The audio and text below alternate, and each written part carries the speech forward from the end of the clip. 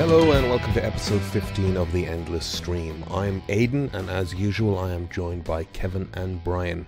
We are three artists, illustrators, filmmakers and all-round shit talkers that each week take a chunk of the endless stream of content delivered to us through Amazon, Netflix, Spotify, YouTube, Prime, Hulu, wherever we get our content.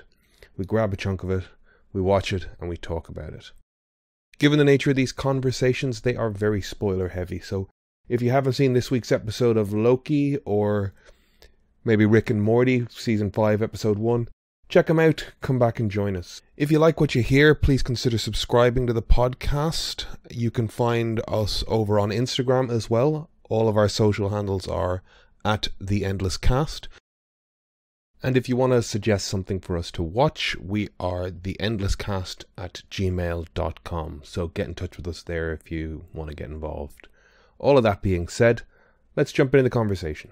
We have the usual rundown of trailers. We've got Loki. We got new Rick and Morty. And I watched a couple of movies. Is there anything you guys want to bring up at the top of the show? Can we get a contentment check, Kevin? Are you still content? I was thinking about this morning. And I think despite the haters and the people who don't want me to be happy or content, yes, I'm still content. Maybe a little less enthusiastic about it this week, but I'm still very much content. I stopped smoking, which is great. How many days in?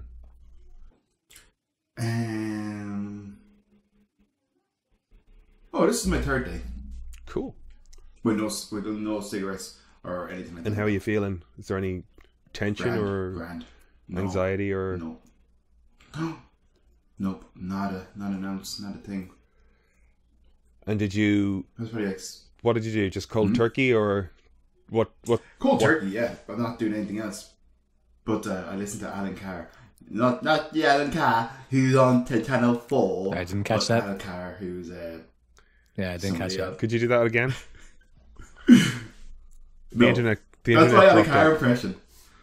Oh, can you do it again? I don't know if I can listen to him telling me not smoking.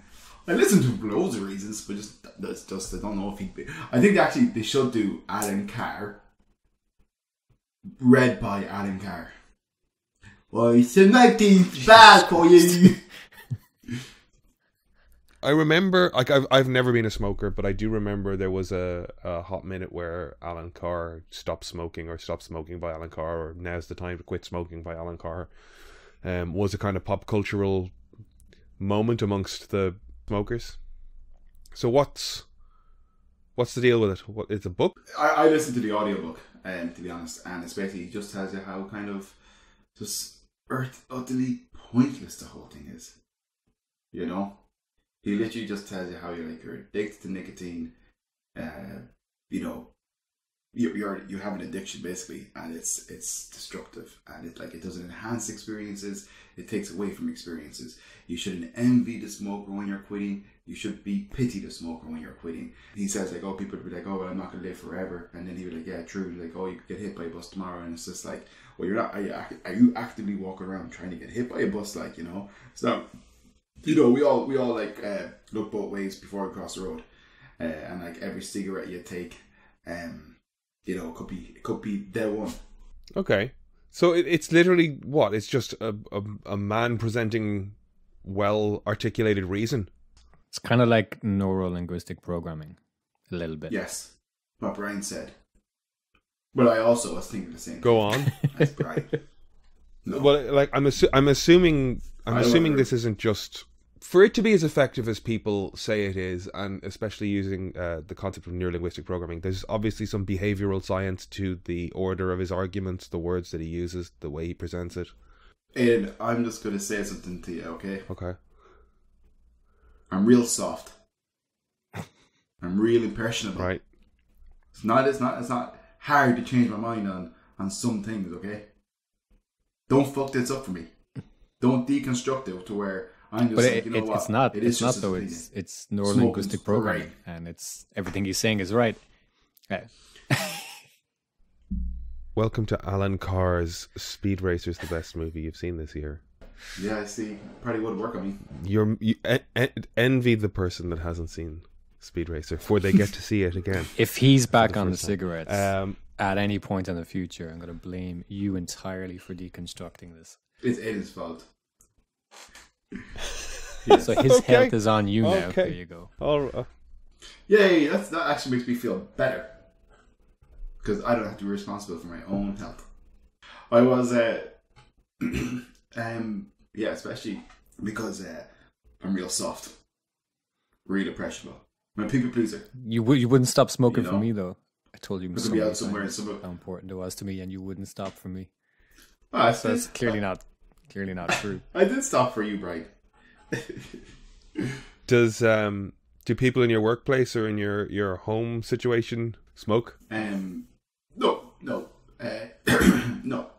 Eva wouldn't smoke. If anything, she'd smoke when I'd smoke. So if I don't smoke, she smokes. Smoke. That was kind of my reaction to that as well. She doesn't smoke. She would be smoking when I smoke. Well, you smoke. But she wouldn't smoke kind of. She might have a cigarette at nighttime type of thing, or she was 3 or 4 drinks in, but she wouldn't be as much of a smoker as I am. However, I was a bad influence on her. Okay. Because she did stop, and then I stopped because she stopped, and then when I started, she kind of started again. But I was a catalyst there in the sense of if I started smoking, she'd have less of an issue quitting than I would, put it that way. She's definitely more stronger willed and stuff. But yeah. Okay. She wasn't as, although of course she had the old nicotine monster in her brain. She wasn't as dependent on it as I would have been. But Alan Carr's Welcome to Smoketown is working for you. Yeah. I kind of as an all joking aside and stuff. I just haven't thought about it. It's not coming to my head, which is really good. It's like obviously the book kind of presents itself a certain way. I think the book just kind of would validate a lot of your insecurities of I don't know if I can do it. Well, a lot of it as well as this kind of idea that it's really hard to quit, and it's put out there by tobacco companies because they don't want you to quit. So a lot of people, you've got more reasons to of course not, than to quit, because your reasons for quitting for your health and stuff, it's kind of like the same logic as getting hit by the bus. It's this is bad for me, but I'm fine now. So, am I going to get sick? So part of the barrier to quitting is the psychology that it's so, you think it's hard to quit. It's so you don't try. I'm too dependent on it. It's too much of a habit. I enjoy it too much. All these reasons that you talk yourself into. So your reasons for not quitting are the same as your reasons for quitting, essentially. And it's just about putting the ones for quitting at the forefront, because a lot of it is just your own doubt and misinformation, because it's I can't do this because X, Y, and Z. And it's actually a case of, well, no, you want to do it, and here's some very valid reasons, and here's putting them at the forefront of your brain instead of letting these kind of the doubt and negative self-talk take the forefront, because it's much easier to say. Essentially, we do a lot of things that we tell ourselves we're going to do, whether it's I will do this or I won't do this, but we're more likely to tell ourselves a negative thing, I can't or I won't or I don't. We rarely tell ourselves repeatedly something that, I am going to, not even I can or whatever. It's I am, or I will, or I am doing this. And it's just switching that dialogue really in the brain. Do you know what's funny though? Because the book kind of tells you once you stop smoking, you're not a smoker. It's basically kind of you're not quitting cigarettes. You've quit cigarettes. You don't smoke. But it's so funny. It's so funny. Even non-smokers kind of say, you tell them oh, you've quit or whatever. They're so judgy. They're just kind of oh, how many times is this now? Or oh, how long do you think it's gonna last? Or blah blah blah. And it's just kind of, you wouldn't say that to somebody who was say an alcoholic. You'd be far more kind of sympathetic or something, or somebody who's addicted, had other addiction issues, or somebody who's going through something. You wouldn't just be if someone's trying to lose weight, say, or exercise to the gym. You wouldn't be oh, okay, so how long is this gonna last this time? You know what I mean? You'd be that's a really shitty attitude to be. You don't approach things like that. you encourage, you support, But yeah, it's like even non-smokers are brainwashed to think smoking is impossible to quit. You know what I mean? I hear you. Yeah. Yeah, but sure. Like the thing is, like I had a really stressful day in work. One of the days, a good day, but stressful. That kind of like I was up to my eyes. I didn't have a second to myself. It was back to back customers and all that kind of stuff. I feel like if that was any of the day, if there was any day I was gonna kind of like say give in for like stress reasons or it's tough or this or that, it was going to be the first day on a day like that. You know what I mean? Like, but I didn't think about it. Cool. Right, thanks for the support, you cunts. I'm very supportive. Have you seen Thank You for Smoking? The lobbyist movie with your man Two-Face. Yeah. No. It's a good movie. There's lots of scenes of people smoking. You should check it out. I would pity those people now, Aidan. You're playing a dangerous game. I mean, it's you did put the responsibility of his health on my shoulders, and you're. It's not even that. It'd be so easy for him to get a similar revenge on you just once he finds something. Just something to twist, I mean, it's any vice. It's something Aidan's insecure about. You can do that to Aidan. He's my friend. I'm doing it on your behalf. Tell people I love Aidan. Brian will do it on your behalf. So last week we mentioned a movie called Lost in the Switchgrass or Murder in the Switchgrass or something like that with Bruce Willis. And I brought it up because I was like, oh, it looks like a kind of all right Bruce Willis movie. At least in terms of production value. Who else was in that? I saw a trailer with somebody else in the thumbnail. I didn't realize they were in it. I just remember thinking, that's a silly title. What is switchgrass? Is that a thing we should know? Is that a specific... It's the grass you can put between your fingers and you kind of go like... And it makes a fart noise. Or an engine noise. I don't know whether I'm just assuming right. That's what I would have. It's called Midnight in the Switchgrass, and it has Megan Fox, Bruce Willis, Emile Hirsch, Machine Gun Kelly. Is that where she met Machine Gun Kelly then? Are they together? Yeah. Well, I would imagine so. Switchgrass is just long grass.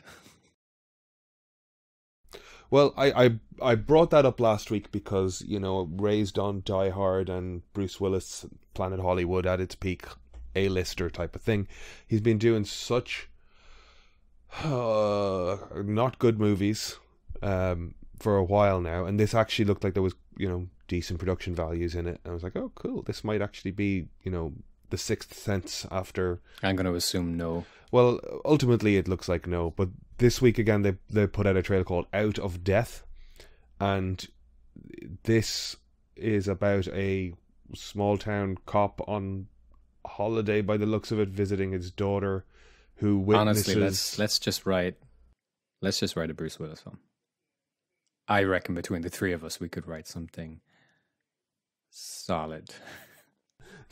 They stumble upon the daughter witnesses a cop killing an informant or something, and then the two small town cops are trying to kill the daughter, and Bruce Willis stumbles upon it. And there are shots in this trailer with Bruce Willis like walking around, and it honest to God looks like someone took out a camera phone and shot him in the garden. It's like, keep the bushes on your left hand side and we'll keep the shot at that angle so you don't see the house. It looks... I'm tempering myself because I want to be kind to people that are trying to make films. It don't look good, guys. It don't look good. So you're just making a case here for us to do the same thing. To watch I'm sure between the three of us... No, I'm sure between the three of us, we could get an iPhone and shoot a Bruce Willis film. It just sounds like you're making a case for us to do it. That's all I'm saying. I mean, if Bruce gets on board, I'll get on board, but only until Bruce is on board. So, I mean, we're rooting for you, Bruce. Please. Death Wish was great. Was it good? No. Oh. If you want a good revenge movie, Death Sentence with Kevin Bacon. That's a good movie. If you've not seen it, it's very, very good. There's a great one shot or continuous shot between a multi-level car park. It's a really, really good scene. It's very impressive. I've seen that scene. Yeah, that is a good scene. I didn't see the whole film. It's a good movie. I love it. I love that movie. It's very good. It's a good take. I was going to say narrative, but I don't know if that's the right word. But it's a realistic approach to what revenge does. If you seek revenge, it doesn't kind of like, it's like an eye for an eye. It doesn't like kind of, it's like you sink to their level. You're not raising above your own. Yeah. And like, it's just like, there's a scene in it where Kevin Bacon is basically indistinguishable from kind of the thugs he was hunting down, and it's that moment of realization of kind of like, you have to stoop to their level. What have I become, kind of get thing? Revenge. Yeah, it's a good movie. It's a good take on that kind of, on the revenge thing. And I'm not going to say the reality of it because it's ridiculous. It's a movie, but you know what I mean. Like, kind of in terms of just the psychology of it. That, like, it's the same director as Aquaman and one of the Fast and Furious films, isn't it? James Wan. He did Saw, and then he did Aquaman, and he did one of the Fast and Furious films, I think. The Saw movies have never ever appealed to me. I can't deal with that fucking just torture. I think the first one was decent, but I think it just ran away with itself. Yeah, the first one is not as bad. I mean, they wanted people to think it was much gorier and more violent than it actually was. That was part of the marketing. It was a kind of simple concept that was executed pretty well, and then they got very, very silly and nonsensical. God, I remember an ex-girlfriend. I'm pretty sure it was Saw, if I remember correctly. I'm pretty sure it was Saw. Like, kind of for Halloween, and God bless her, because she wasn't really into horror movies, had booked like something in the cinema where it was just like 4 or 5 Saw movies in a row. It was brutal. I didn't enjoy it. There was, say, the premiere of the 4th one or something, but you had to watch 1, 2, and 3 in a row first to get to the 4th one. It was tough going. Like, I like horror movies. Like, don't get me wrong, I love horror movies. I hate screaming in movies. I really just don't like it. This thing, like, there's a bad horror film, there's something very empty about them. There's a kind of a negativity or a nihilism to them that is just not fun. And I find them, something can be nihilistic and it can be thrilling in a way because there's a bleakness to it, but like when it's a bad film, it's just like, this is relentlessly bleak, and it's like accidentally fucking finding yourself on Live Leak and watching 5 atrocities in a row, and you're just like, oh god, what have I watched? What is this? Has that ever happened to you? No, it's happened to me a couple of times where I can't even remember how. Like, I'll click on, I'd say it was usually through something like Imager or something like that. I still remember you sending me that video of the guy who shot himself at the press conference. Bud Dwyer. Yeah. I didn't really. I think we were in the classroom, and I just played it, and you watched. Yeah, and I was there. Yeah, yeah. It's because of you. I've seen a man shoot himself in the head. That's fair. Yeah. Have you heard of that, Kev? Is that the guy who did on the news?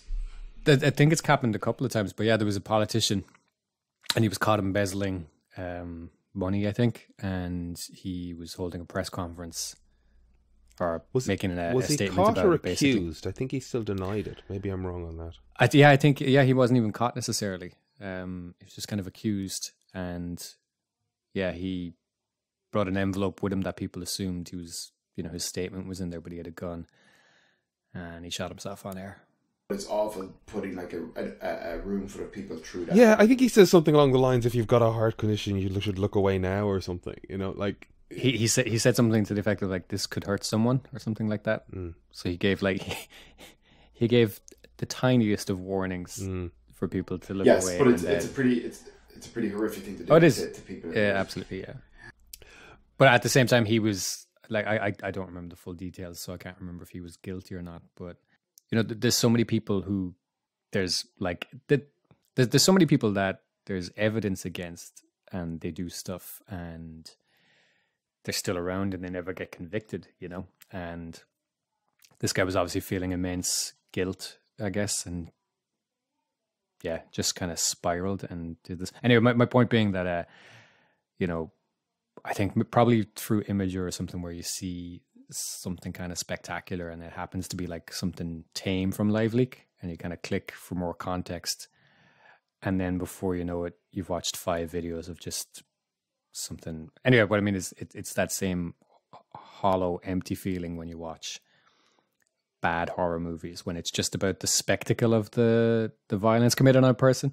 I don't even mind gore, but it's the when it's a lot of it in a row and it doesn't serve anything, then it's just kind of like I went through a period in my like, you know, late teens of like watching horror movies because like I remember as a kid I couldn't handle it. Like I knew that Jaws was supposed to be a horror movie that people liked, but I watched, you know, Scream and I Know What You Did Last Summer were definitely like a big thing. Slasher movies were huge at the time, and I watched a bunch of horror movies. But it genuinely, I do remember coming out of the cinema after Skeleton Key or Wrong Turn or something, and I went, these movies are just let's kill 6 20-somethings in a row and end on potentially killing more. And I just, like, I saw the pattern and went, I'm done with this thing.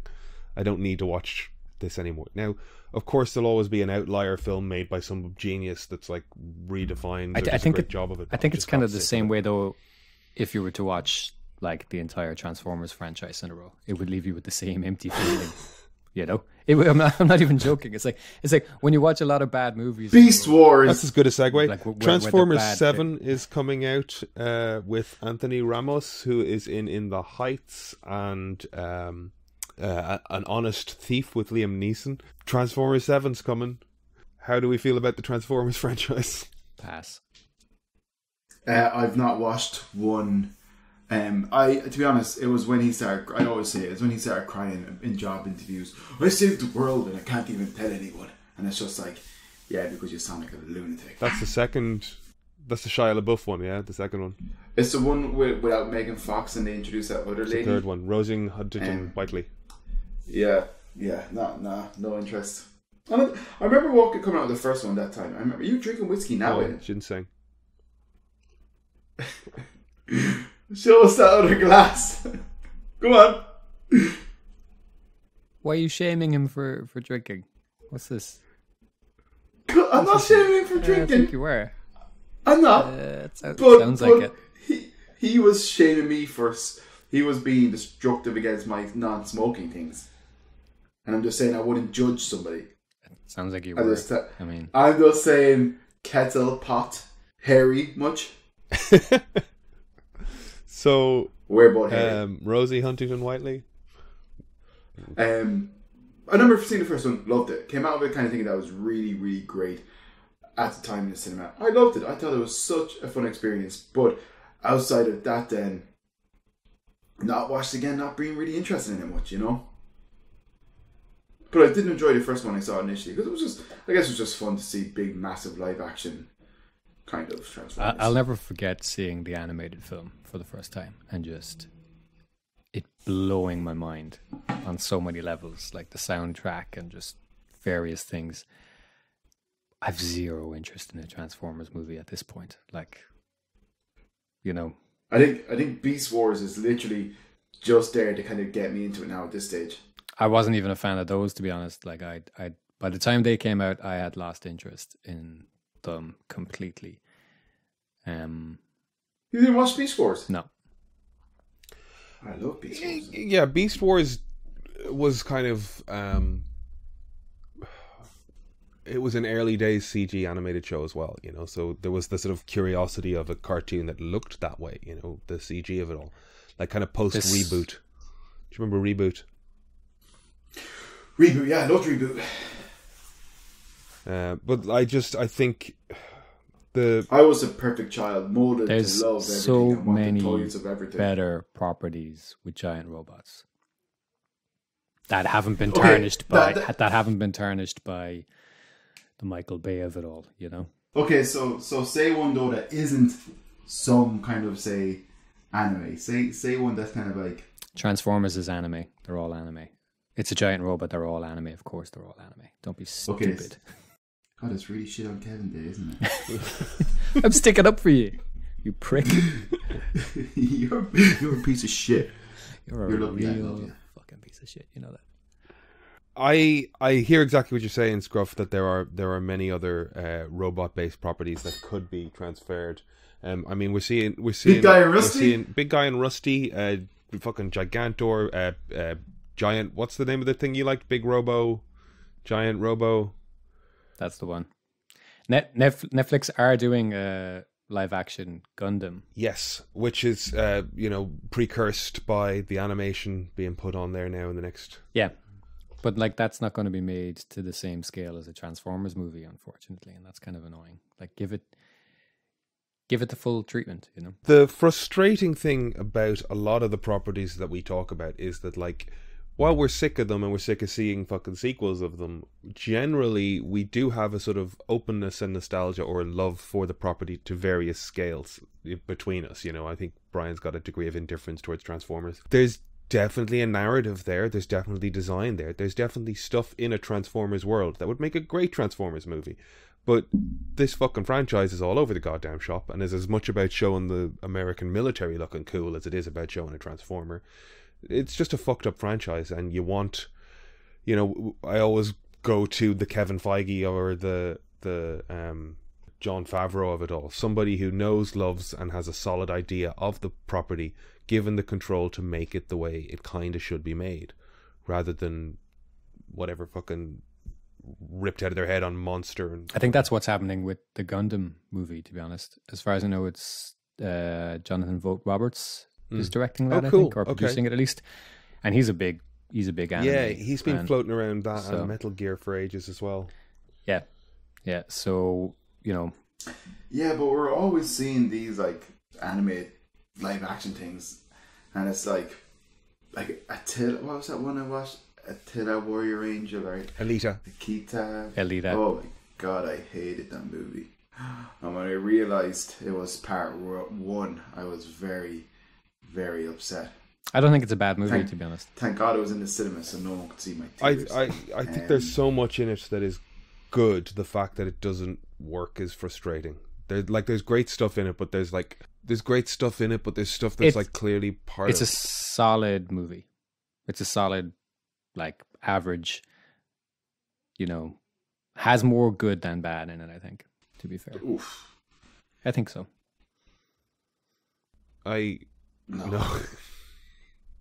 It's another speed racer for me, boys. It does have the sort of like Aragon, Avatar: Last Airbender, and Alita thing where it's like clearly setting up sequels that are never going to happen, even though there's Dragonheart had like 4 sequels. I like Dragonheart. But I was going to ask, what property though would you like to see get like a live action revival? Because Beast Wars is kind of essentially getting. I think Beast Wars is literally just trying to get people back on board with Transformers, and it's going for that generation. But they acknowledged that the Bumblebee movie changed the tone, was a cleaner, clearer, better version of a Transformers movie. And I definitely remember afterwards somebody in the fucking production end of it going, we hear what you're saying, we see what you like about this, and we're just going to get the Michael Bay of it all back onto this and bring it in line with the rest of the franchise. I'm like, that's not what anybody wanted. So funny. What would you like to see? Like, would you like a reboot of Reboot? They did that. Yeah. It's on Netflix. Yeah. It's about kids that can travel into computers in a very Tron way. There's a reboot series on Netflix. No, okay, it's there. It's there. Yeah, they've got to protect the mainframe. They do. Seriously. Yeah, no, okay. So what would you like to see? You're saying like a reboot or No, not reboot. what? What robot property? Is that it? Not necessarily robot properties. Like, kind of, well, robot you could say with our 90s property. In terms of like stuff we would have watched, they're obviously bringing back Beast Wars. None of them. No. I'd like to see Phantom 99. There's nothing I miss. You'd like to see what? Phantom 99. Is that the guy in the purple suit? Yeah. Okay, I know what you're saying there. I think it's 2049. It's a weird number. I like that Phantom as well. I think that would be a cool thing to see. But like they made. I never watched Aeon Flux, but I feel it was the same animation people as Aeon Flux. Yes, Pretty sure it was. Yeah. And that Men in Black cartoon. Peter Chung. Oh, I love Men in Black cartoon. That was brilliant. But yes, that Phantom, that could be a great show. Like a live action Phantom. Yeah, the Phantom's a character I like a lot. I like that movie with Billy Zane and Catherine Zeta-Jones, Christy Swanson. They made, I think there is an Italian version, because Italy is big into that character. It's weird the way that this character has kind of become regionalized. Like, I think Norway is a big Phantom country as well.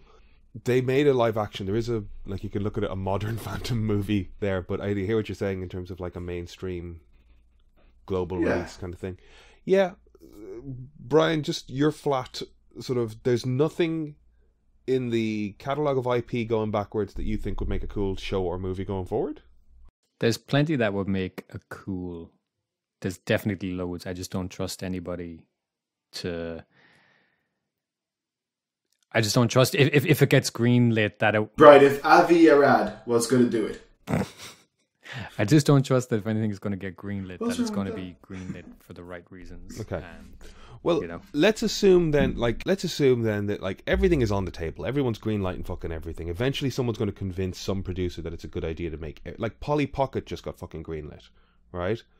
It's going to be made. Let's take the approach of like, you're the guy making the Bruce Willis movie. If you wanted to make something for the right reasons from all the IP in the past, what would you want to make? I'd make a Street Fighter movie. Okay, Cool. that's a good shout. It'd be Star Wars meets the MCU.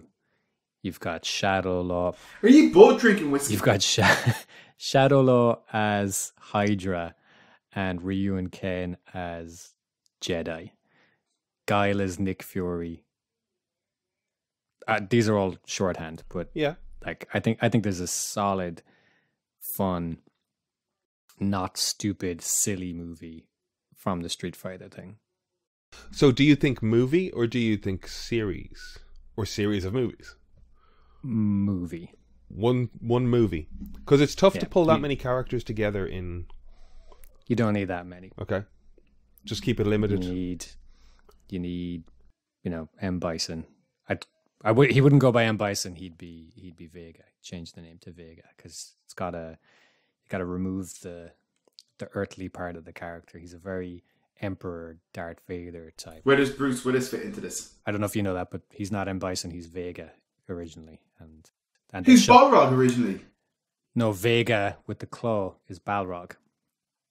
Oh, M. Bison. M. Bison is Vega, so his name is more a reference to like the stars and stuff like that. But yeah, so change him from M. Bison to Vega, make him a kind of a Vader Emperor type figure in control of a Hydra type army organization, and Guile is your, whether you want to be Nick Fury or Cap, but he's kind of aware of what's happening. And Ryu and Ken are your kind of, I guess Jedi in the sense that they're an opposing force. Like, so it's something that doesn't really come across unless you've been following the games and stuff. But M. Bison, he's got this psychic energy effectively that he's it's why he is where he is, and he's been destroyed and he's been reincarnated in like cloned bodies multiple times, kind of like the Emperor as well, I guess. And then you're telling me there's an overarching storyline to the Street Fighter games. Kind of, yeah. It's a bit nonsensical, but there's a solid, like I said, there's a solid premise, action comic movie to be made from that. But like I said, I wouldn't trust anybody to.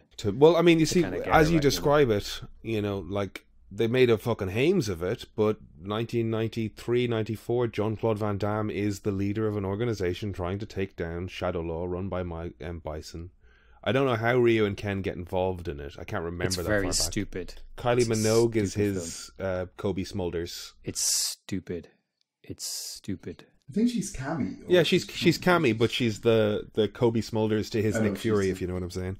It is a terrible movie, and he did that movie instead of doing something else. I can't remember. Van Damme. He was offered a big movie at the time, but he did Street Fighter instead. Yeah, I hear what you're saying. Street Fighter. There's so many of these things that are like, for us anyway, or for our generation. There's weight there, and we want to see something cool come of it. But let's see what happens. What would you pick? I don't mean as well to make it real world. I mean like lean into the comic aspects of it. There's a way to pull that off. Yeah. I think the Toxic Crusader would be a good property, especially as people are more conscious of. Don't do it the horrible, bloody, gross. The actual way that it. Hang on, they are bringing it back though, aren't they? I think Troma are making more of it. Yeah.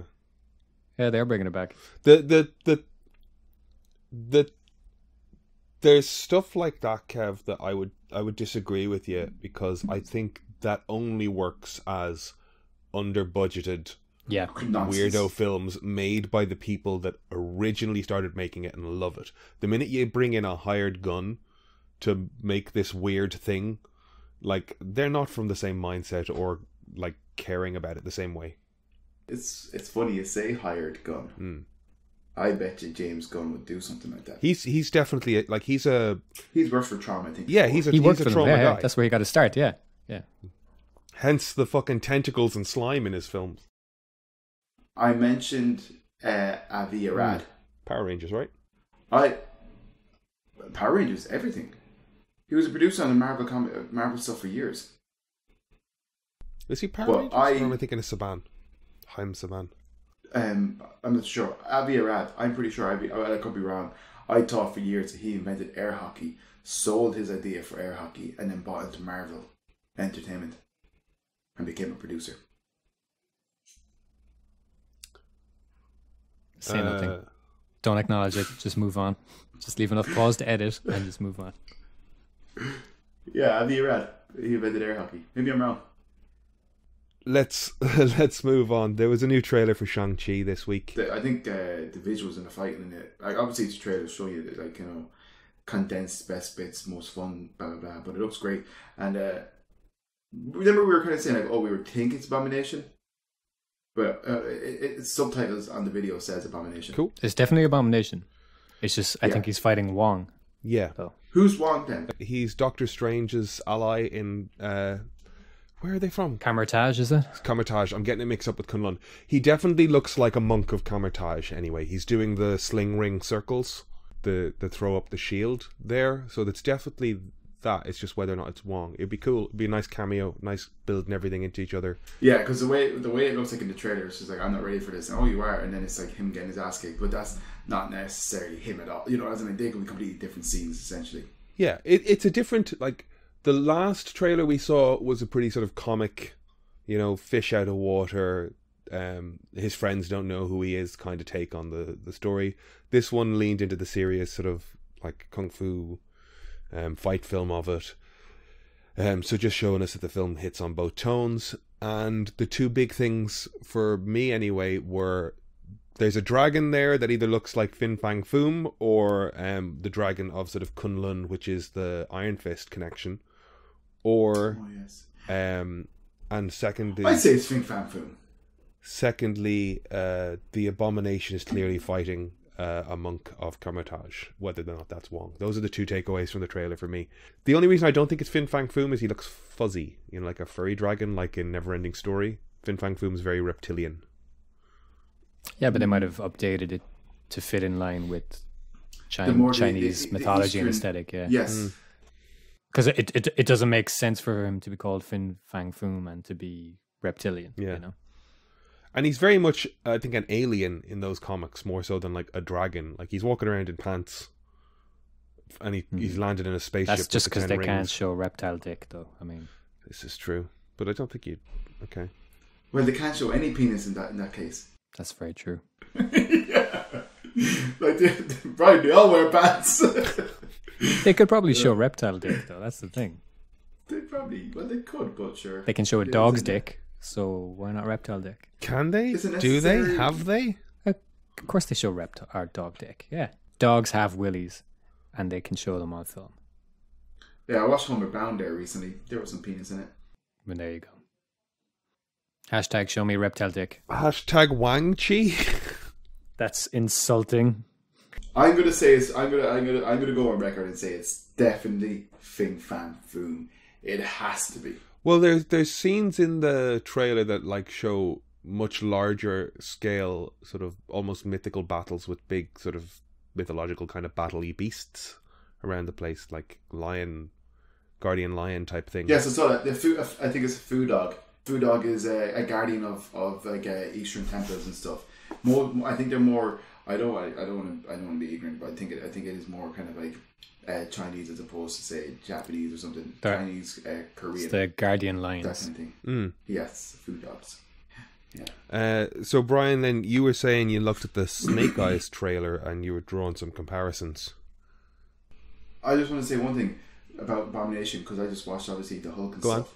It looks pretty much like straight up abomination. From those I was movies. thinking that. Yeah, I was thinking. That's what I just want to say. Yeah, It's got the Yeah. fins though. That Abomination Does it have actually has. fins? Yeah, it's got the fins. Yeah. So they've changed the look so that it's more comics But accurate. it wouldn't surprise me if he evolved. I wouldn't. Yeah, mind exactly. it Oh, at yeah, all yeah, if He yeah, was yeah. kind of evolving in the movie, you know. But Yeah. it definitely looks like he has the rigid bone skeletal structure. Yeah. The kind of the proportions and stuff. And then, as you said, Brian. Yeah.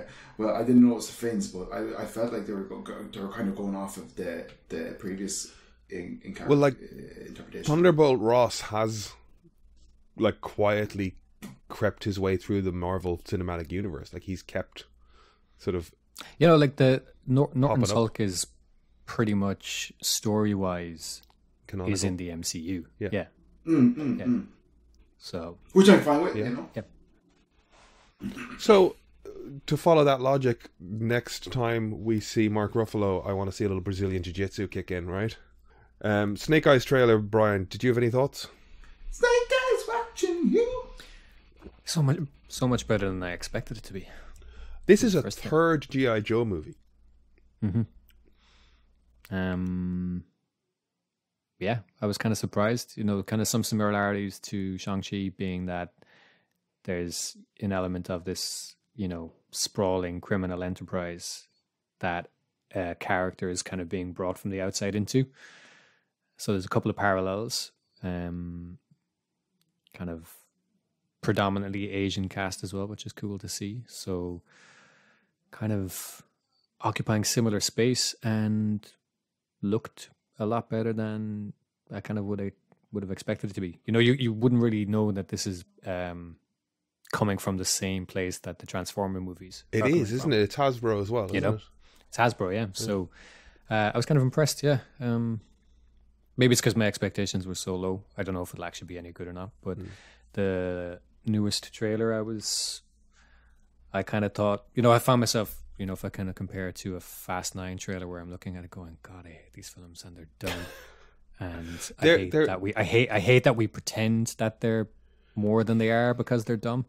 It's like if this movie was called Triple X instead of Fast 9, no one would be watching it. It gets so much more of a pass than other Vin Diesel properties. But yeah, I'm just kind of watching a F9 trailer kind of going, no, pass, no interest. And then watching a G.I. Joe trailer going, that looks solid. It looks okay, doesn't I will it? check that out. I will check it out.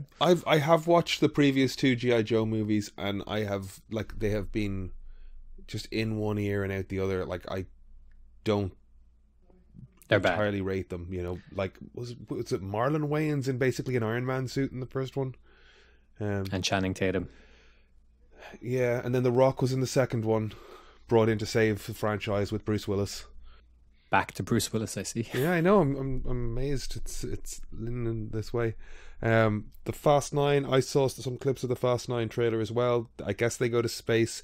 There's a shot in the trailer I keep seeing where either Dominic or somebody else is standing on top of a moving car, and then a car in the lane next to them flips and goes straight at him, and it looks like he catches the car, and I don't know what the hell is happening, because he either gets entirely squashed by a car or he catches a car. I know what happens. Go on. It's a stupid movie. That's what happens. Oh, okay. Yeah. I got you. Zing. Walked right into it. Apparently somebody asked if they were to make a spin-off movie of any of the characters from the Fast and the Furious franchise, who would they like to see? And Vin Diesel was, I think, a Dominic Toretto standalone film would be useful. Is that him? Yeah, he's got a standalone film. It's called Triple X. It's called Fast and the Furious 1 through fucking 9. He wants to spin off the lead, at the very least, the root character. It's so funny how, I know this is funny, it's a really stupid thing to say, but it's almost like the Fast and the Furious is a living, real-world example of the telephone game. It's just kind of like somebody basically explained the premise of the first one to somebody else. That person really liked it and enthusiastically explained it to the next person. And by the end of it, you kind of end up with like the Fast and Furious 9. And it's just like, this has gone widely out of hand. Yep. the first one is so far away from what this one Remember is. when they were robbing DVD players? DVD players in trucks. Now they're all Captain America with cars, basically. Like they're all special secret super agents. It's You know, like it's like it's American James Bond, but but when James it's Bond just is like, at its height of stupidity, it's American James Bond.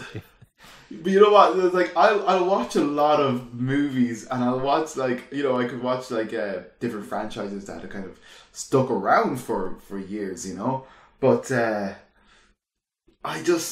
I can't watch Fast and Furious.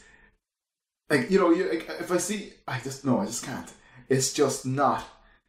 There's nothing there for me. And as much as I like silly movies, action movies, and turning my brain off, it's just because of what it is and where it came from. It's just like what is For next week, let's watch Hobbs and Shaw. No. Okay. Kev and I will watch Hobbs and Shaw. I did think of a movie that we could watch the other day. Oh, Brian will watch Adam Driver's Annette. It did so well at Cannes. what about Man Thing from like 2009? Giant Size Man Thing. Have you watched it? No, I haven't. I just remember that comic book cover from the fucking 70s being just the biggest penis illusion I've ever seen. Snake Eyes. I've never seen it. So The Snake Eyes out. no, I'm just saying, what trailer did we have lined up after Snake? Oh, I see what you're saying. Suicide Squad. Garbage. I'll go see it. I will see it, yeah. I'll see it. We talked about Suicide Squad before. I don't like Gunn. I don't like his sensibility. Those unearthed Twitter jokes, he might not make those type of jokes anymore, but that's still his sensibility. Yeah. He's still that person. I don't like his taste. I don't like his style. humor has basically, Yeah. although that stuff was problematic, or is problematic now, his humor has changed and grown, but it's only changed and grown within that kind of sensibility. Yeah, exactly. It's the same jokes, but it's just what he can get away with. What he can get away with. Yeah. Peacemaker just sums that up perfectly. Like that line about the butthole, and I know. Yeah, it's just that's the second kind of like joke that the Peacemaker kind of makes like that, and I just feel like kind of it's going to be a lot of that, and it's going to be exhausting after 5 minutes. I've got great stamina for buttholes. I will watch. You see what I mean? It's watch. exactly that type of thing. It's exhausting. Did he say that? Was that Aiden said that? Aiden said that. Yeah, it is. And I've had it up to here with it. He is drunk, though. To be fair, He is drunk. That's true. he is drunk. Sorry, going back to Suicide Squad. The glass is empty. Please stop. Mel's still there. It's great. Top it up. That's your breath. I think that trailer was. I enjoyed that trailer. I don't know. I just want superhero movies to be fun, and I always root for them. So I will watch Suicide Squad. Yeah, fair. What I did think was funny, and I said it to you during the week, was that very much made it look like an Idris Elba movie. And I'm curious to see if we get a trailer that makes it look like a John Cena movie, makes it look like a Joel Kinnaman movie. Yeah, it's different cuts. Like yeah, it isn't an Idris Elba movie, is it? no. It isn't a Harley Quinn movie. Like it'll be an ensemble film. I'm just kind of looking sort of warily at the marketing. Elba's character is going to be at the heart of it, and it's because Bloodshot, right? it was originally it was up in the air whether it was going to be Will Smith returning or not, and that's why there's the daughter angle. Like Smith's arc from the first film, with him just being this guy who's doing this stuff for family, is transplanted onto Elba's character. The reason why it looks like an Elba movie is because It was a Will Smith up until the last minute, it was up in the air whether he was going to be in or not, and that's Why why. didn't Will Smith come back? The first one was a shit show, and he was like, "Nah, I took a chance on this, and no." Fair play. Fair enough. He was kind of again- tiptoeing into superhero film territory, like being a part of someone else's franchise. And it, as Brian says, he took a chance, and it didn't quite work. So why wouldn't he just go off and keep making the stuff that's very much Will Smith centric? It's not someone else's character. Hancock might be a superhero movie, but it's an original character that's only associated with Will Smith.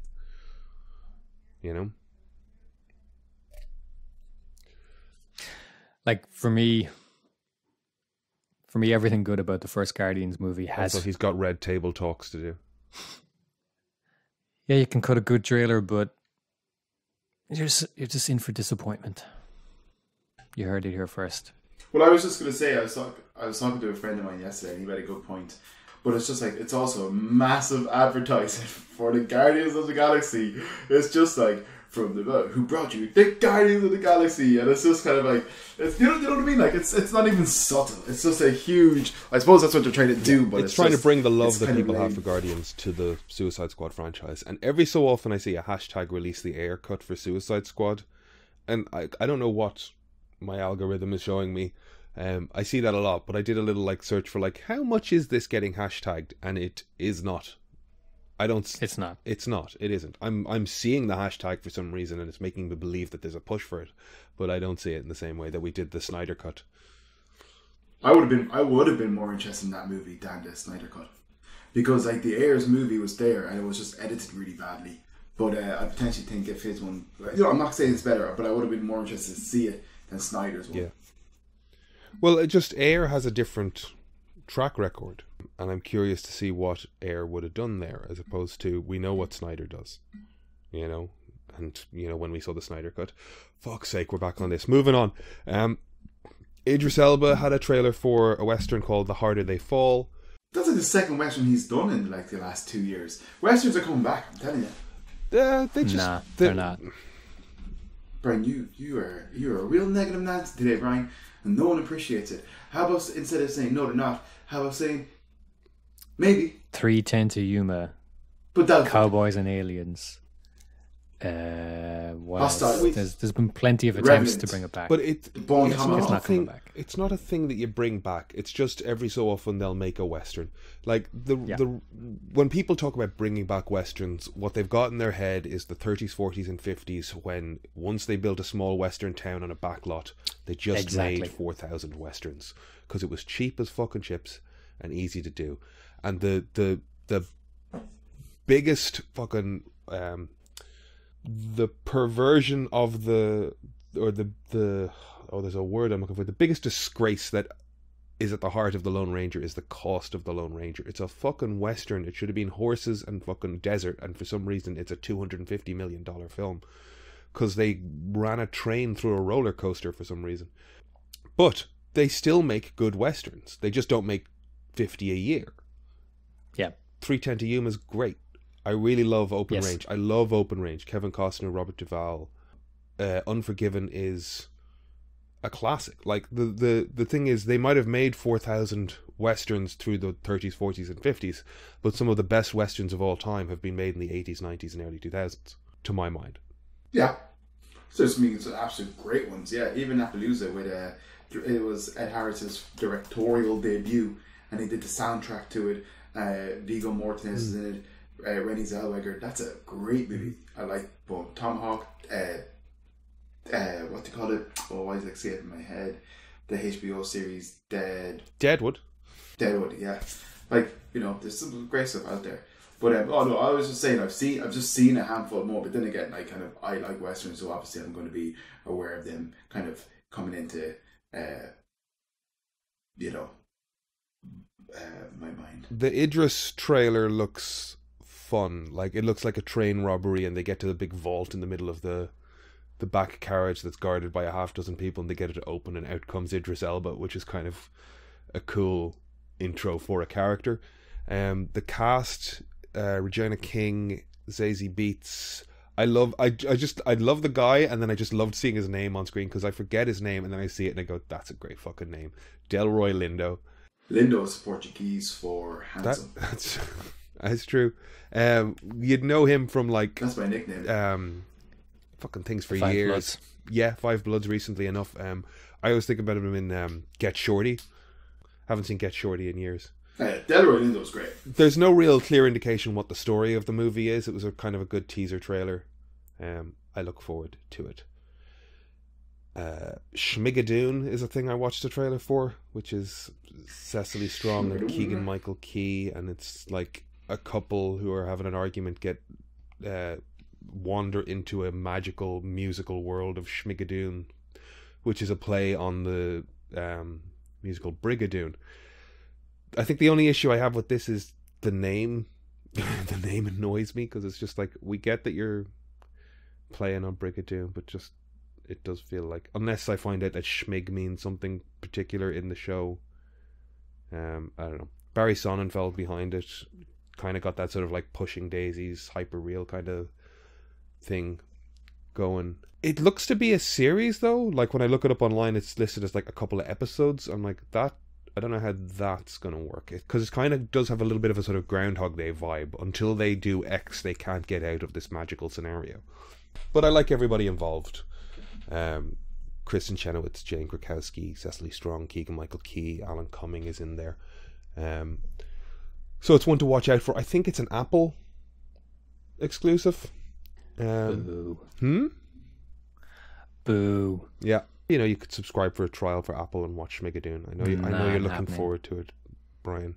Nope. Well, we get on to the main events here. We got Rick and Morty. Did you guys watch the new episode? Yes. Would you be Rick and Morty fans? Yeah. I think there was episodes in the last season were very weak, I think, if I'm remembering it correctly. But overall, yeah, I like the show. It's a tough one. Like, I think the things they're always going to get asterisked with for me is the idea that, like, it took like 5 years or more to get the 3 seasons that we got initially. And it was like slow turnaround of low episode numbers. And then they just got the green light to like make another 75 of them. You know, and it's just asking so much. Now, hopefully they just take a breath, and maybe that's what they're doing, and they make them on their own pace without any sort of pressure to get them out. But like, the stuff that show does is very, like, it's a very densely packed from episode to episode, and it's like you're burning through a lot of fucking concepts here. And like, Mr. Nimbus alone could have been the episode yesterday. I think you liked Mr. Nimbus more than I did. Who did you like in the episode, or what did you like about the episode, Kev? I liked Morty and his girlfriend Jessica. Finally, what? No, I didn't. Jessica. Jessica, sorry. Finally making a connection. But Morty had to touch the water, which wasn't cool. So you were in it for the human interest, the romance story. Yes. You just want Morty to get a piece of the contentment that you have found. Yes. It's good to see Beth and Jerry are you know, making progress in their relationship. They watch porn together. That's the arc. That is the arc. I'm not saying it's a healthy thing for people to do. I do fixate on Nimbus. I enjoyed him. It's clearly Harmon. It is just from an animation standpoint. I always watch this show from a perspective of like, how many backgrounds, how many character designs, how many rigs, how many props, how much additional assets are moving on screen. That show is so goddamn densely packed as a production. I like it, but it has drifted a certain way. I think since it's become more popular, it's kind of drifted a certain way. The first couple of seasons came out, I don't know, like maybe over, was it like, I don't like 10 years ago, more maybe, I don't know, before it hit Netflix. Can't be right. Go on. I just feel like I was in my old apartment when I was watching it, and my brother kind of, you know, no, I just feel like it was a long time ago before I was watching it. Basically. So how do you feel it's drifted? Not necessarily that it's drifted. It's become far more elaborate and wilder each episode. Like, because I didn't watch the last episode of season 5, I think it was. I didn't realize it was out or something. It was the one where Birdman comes back and he's now Phoenix Man. Right. I know I saw it, but I can't remember. It's season 4 you're talking about there, and season 4. Sorry, I don't remember that. I must watch it again. There's an invisible belt. The kids are fighting over it. Then Jerry takes it and he wants to pee, and he's like, I don't know, I can't do it. And he's like, they were like, just do it. He's like, I don't know if my pee is going to be invisible or not. And then his pee isn't invisible, and the ship is actually at a slant. It's a good episode. It's good fun. Stuff happens, but it's like there's a lot in it.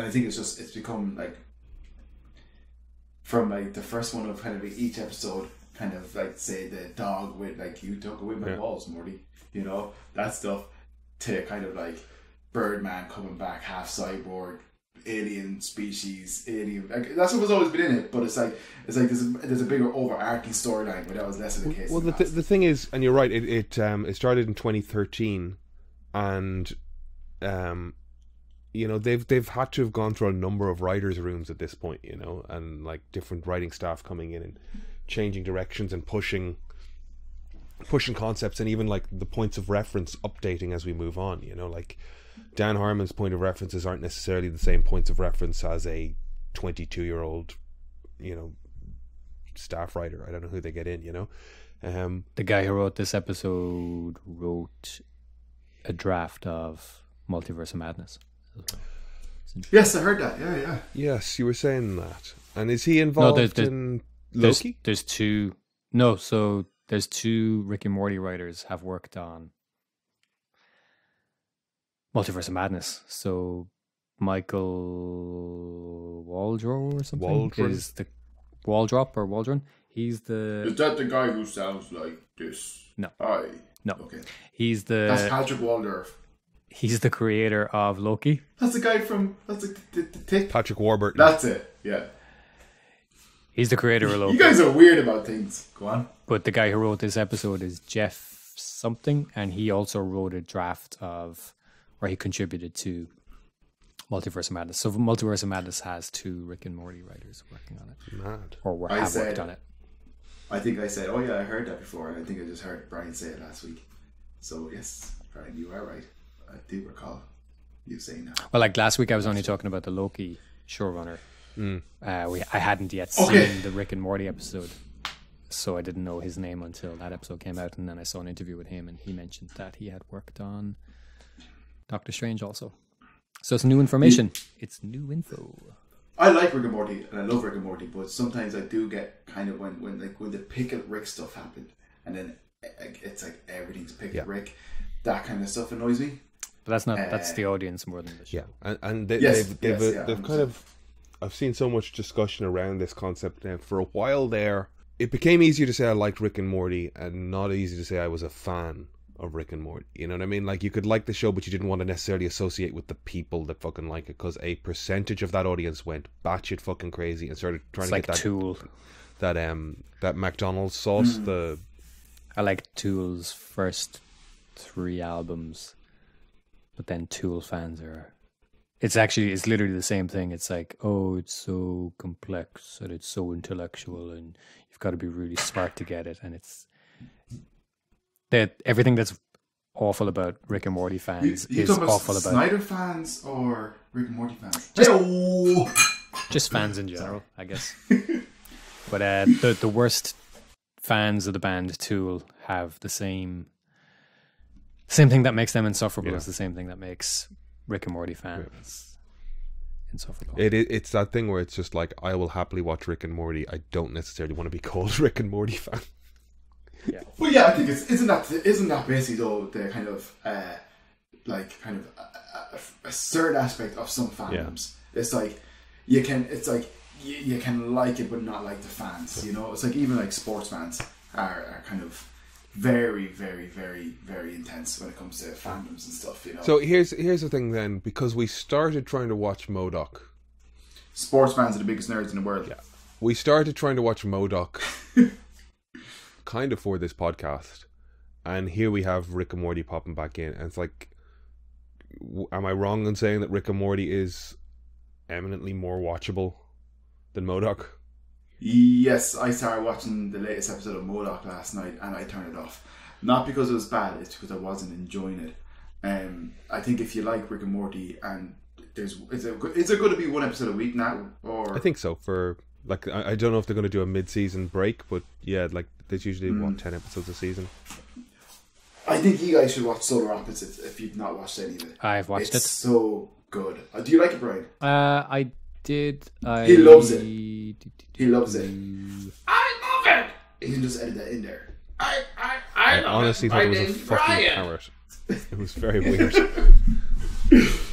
Brian, I loved it. Yes, Brian, go on. I started watching it. I was in the middle of deadlines. I can hear you. I was in the middle of deadline. I can hear you all the time. Oh, fuck. I heard the one 2 minutes ago as well. Go on. I started watching it in the middle of deadlines, so I tuned out a bit of what was happening in the later episodes. I need to go back and check in on it. I did find it was a little too heavy in places on the over-the-top violence. I know Rick and Morty does it as well, but I think it's maybe a bit more sparingly in that, but it happens a lot in Solar Opposites, and it's just like sometimes it's the entire joke is how... I don't think Solar Opposites tries to be actually edgier in ways. Yeah. Without kind of coming off edgier, but it does try to be edgier. Yeah. Like sometimes the joke was literally just something very as opposed to like when it happens to Rick and Morty, it's something else is happening and then a violent thing happens while something else is going on. It's a bit chaotic and it's like, oh shit, that happened while the gag is taking place. But very often in Solar Opposites, I found the punchline was literally just, I think it's not the best example, but it's the one popping out in my head where they said they gave one of their teachers like an adamantium skeleton and Wolverine claws, and then it cuts to her going through like a metal detector security check, and then her claws burst out and she accidentally like just butchers 2 or 3 people. And it's like, that's the whole joke, is how violent they died. And it's just like, that was kind of weak because it's very often the humor. But the whole, what's it called? That wall where they're shrinking people. Yes. That's fucking amazing. It's so good, man. It's brilliant. It's Solar Opposites. Basically, there's this. Yeah. There's just this really obscure. It's a side story that takes over the main story. Yeah. So I'll let you explain it.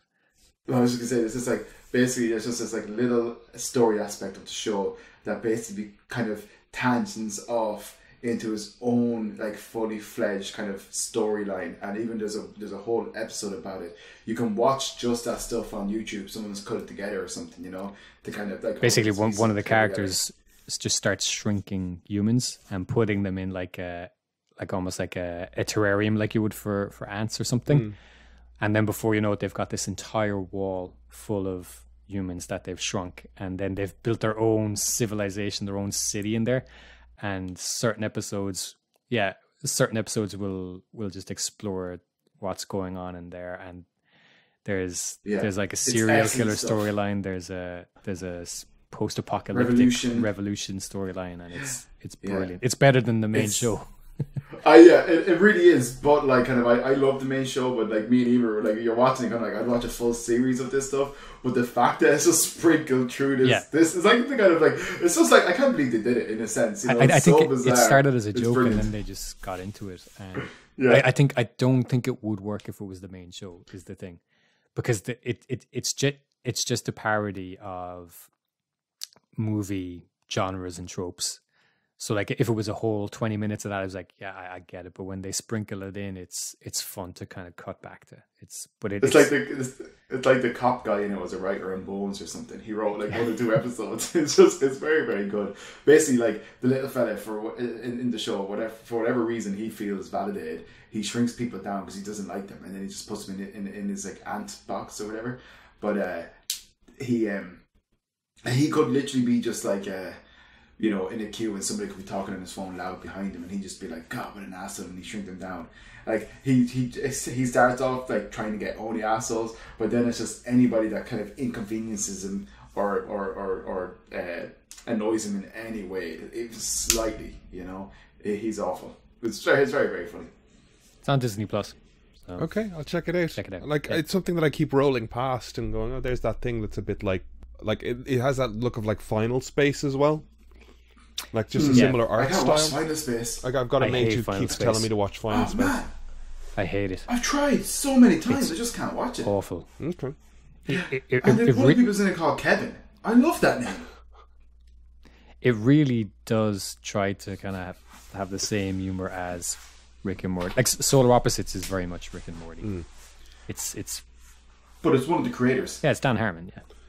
No, I think it's the other fella, Justin. Oh, sorry. Yeah, no, sorry. It's Justin Roiland. Yeah, it's Roiland and somebody else. Yeah, sorry. Yeah, but Final Space. Jesus Christ, I hate that show.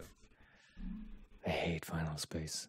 See, but now I need to tried. watch Final Space so that I can comment on its awfulness. No, I don't. Just watch Solar Opposites, and then 'Cause just tell it's everybody fun. Final Space is bad, Okay. and it won't matter. Yeah. Loki Because this it's week, bad. then. I want to say something about Loki. Guanto. I'm very disappointed with Loki. Are you disappointed with this week's episode or the show so far? Yes.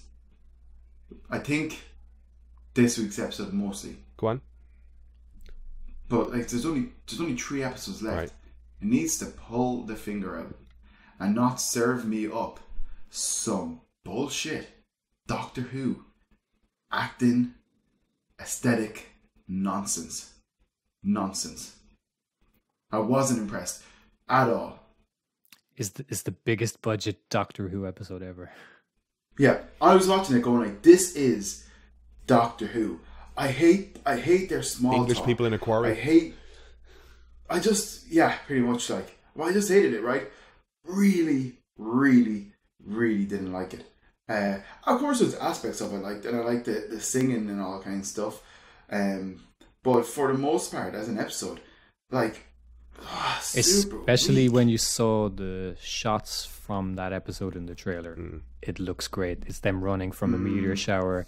It really kind of nice color palette and stuff. It's like, oh, I can't wait to see what that episode's about. And then when you watch it, it's like, oh, they're going to catch a train. So Cool. to defend it, do we need to? I mean, our reaction to it or your reaction to it is absolutely valid, but maybe we need to wait and see it in context of the whole piece before we write it off. Like, it might be.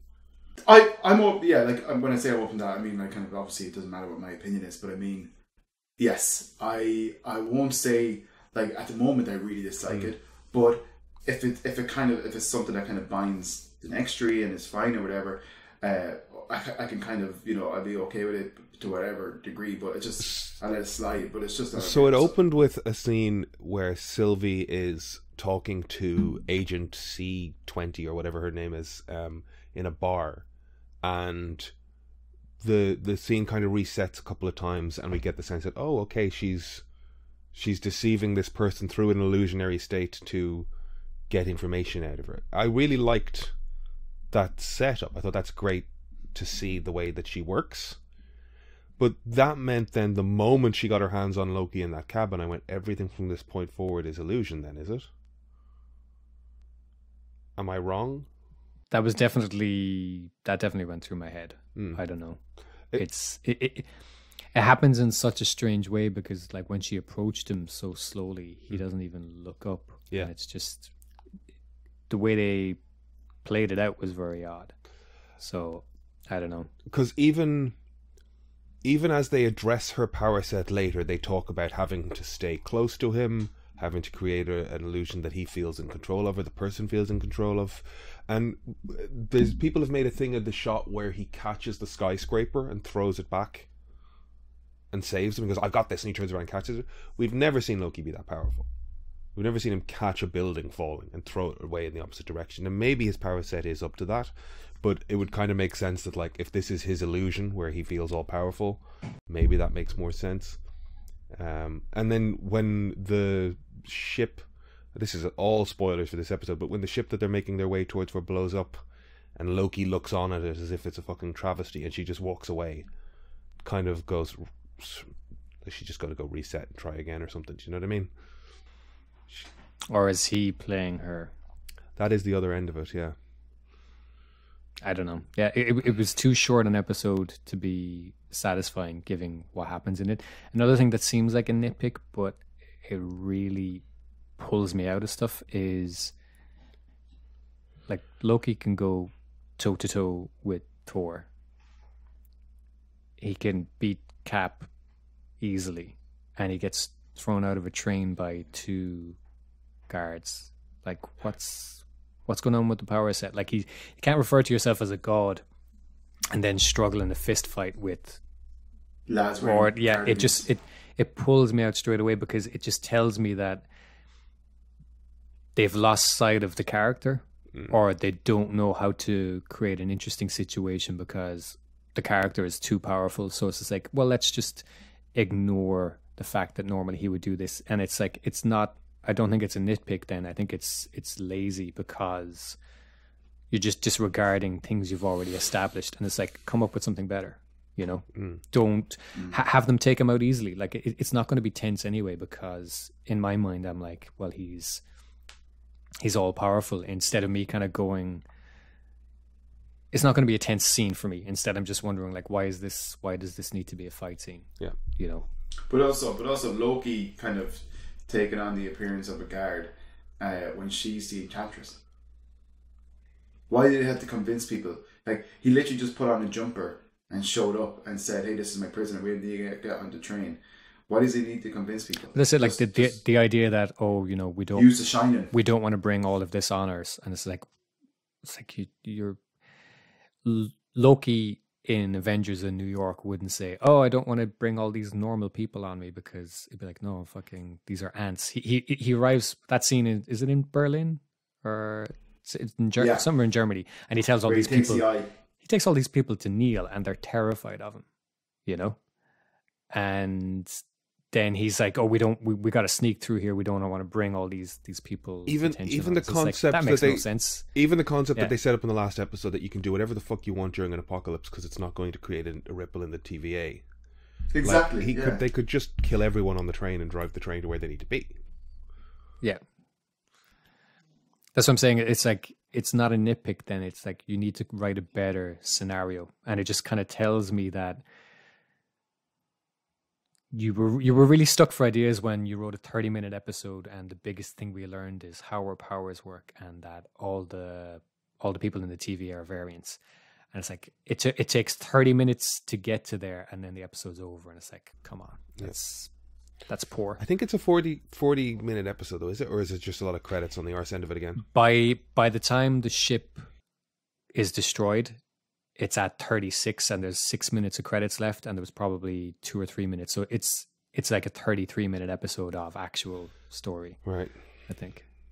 Yeah. When the ship is destroyed, the timestamp is at around 36. So there's 6 minutes. Because I was so excited at the start of the episode when we see Sylvie in the TVA making for that office, and I'm like, okay, here we go, shit's about to happen, and then it's just like, tangent off. And that fight scene was good because she just walks through them, and that makes sense for her to be able to take them out.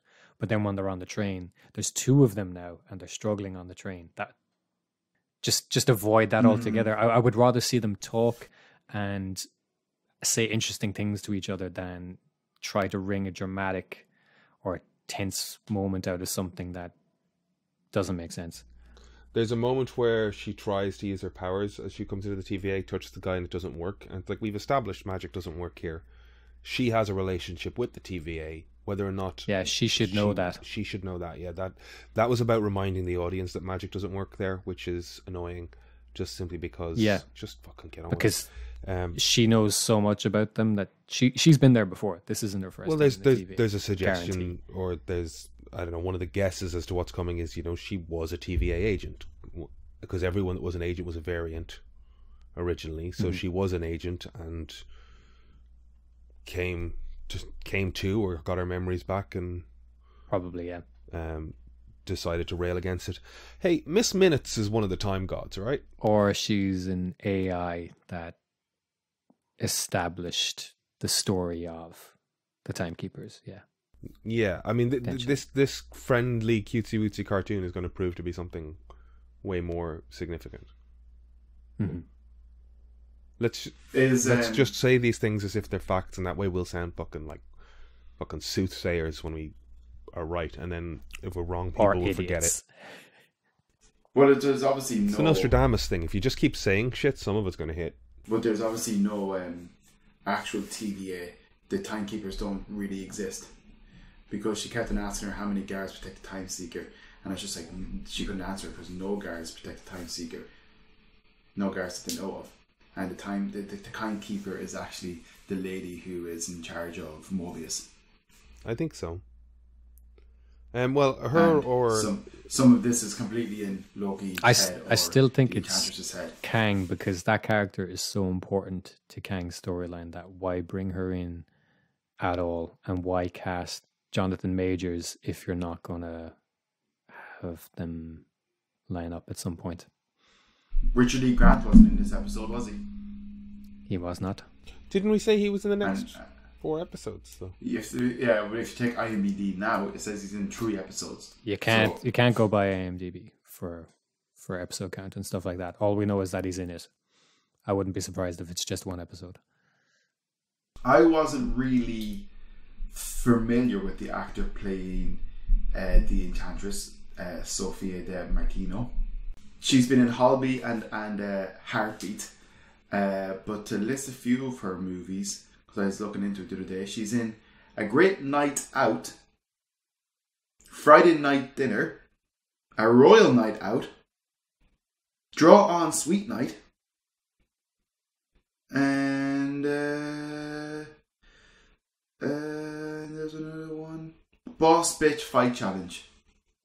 Given that most of what we've seen has been Wilson and Hiddleston, I don't think she has the same presence. I found her kind of weak. I saw a lot of people disagreeing and saying they thought she was great. I really enjoyed her. I found she was quite weak. I went the other way. I thought she was very good. I liked her. Baby, you like Doctor Who though. You like Doctor Who. That was Doctor Who energy. Lads in fucking cardigans in a quarry Big Doc energy with a purple tint over it. Big Doc energy. Not into it. Not into that just me talking. I like talking, but not the listening part. Talking. Not the listening part. Not the listening part, right? You're right. He gets me. I liked her. I thought she was very good. There's lots of like little fucking nitpicks in this episode. Again, though, it like picking at the narrative. It's another episode where there's not too much to fucking pick at. They got on a train. They were trying to get from A to B. I was going to say, I wouldn't pick it too much. It's just the Doctor Who. Man, I really just felt so blah about this episode. It's the worst viewing experience I think I've had of these shows so far. And I really like Loki. And I think he's possibly like the most entertaining, aspects of it, like some of the most entertaining stuff of these Disney Plus series so far. But this was by far the lowest. See, I was really enjoying it just up until it fucking ended, and I was like, well, that's just that gave us nothing, I liked. But you loved that. I liked the setting. I liked we could have got to the train a little quicker. I thought that run through the falling building was cool. I loved the moment where he caught the building and threw it away, even if I'm trying to, explain it as part of like a fantasy or an illusion that's designed to make him think he's in control. I think it's cool to see Loki be that powerful. I think they just needed I think it was just more about the scene needing an extra action piece. And it's like, what could he do here? It's like, he could throw a building up maybe. We kind of said the last week's episode was fine, and we all enjoyed it, and it was fine and stuff. But there was nothing to really kind of to get stuck into too much, And then with this week's episode, kind of, we're saying not enough happened, and like, is this show, with the exception of the first episode, is this show struggling a bit, or do you think there's going to be a big payoff? Is it all going to come together, and we're going to be like, you know what? Retrospectively, it's really, really good. I think I'm shaking my head because I think we're seeing the level that this show operates. I think it's going to be a good 6 episodes of this level. I'm enjoying it. I just wish there was a bit more payoff in this episode. But I'm not I'm not wildly overwhelmed each time. Like, I think we could be booting through this stuff a bit quicker. Did it need to be 6 episodes? Could it be a movie? I think it could be a movie. I think it could be a cool movie chasing a serial killer. The references to Seven we've made in the past, or other serial killer type pursuit movies. We can do that in 2 hours. You don't need what's 6 by 40 minutes. 6 fours is 240. Plus 4 sixes. I don't think we're going to see anything ludicrous or magical or a change in tone or payoff. I think they've established a world. The music is good. The set direction is good. The performances are generally good. We're not getting huge payoffs episode to episode, but I think it'll be a good piece. They've said episode 4 and 5 are big changes. I like Brian's pitch of the kind of, not the case of the week thing, but the 7 aspect and all that kind of stuff. I like that stuff. I like that.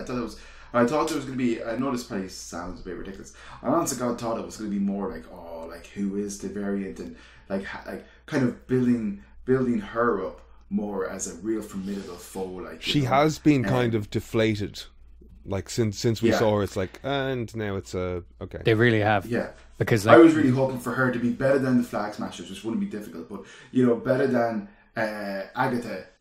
Which would be great, you know what I mean? Like, because Agatha was, I liked Agatha, but I really thought like, this is the badass Loki. I watched Loki's kind of been a bit of a spoiled brat, but this is a badass Loki, and it just hasn't paid off. Sorry, Brian.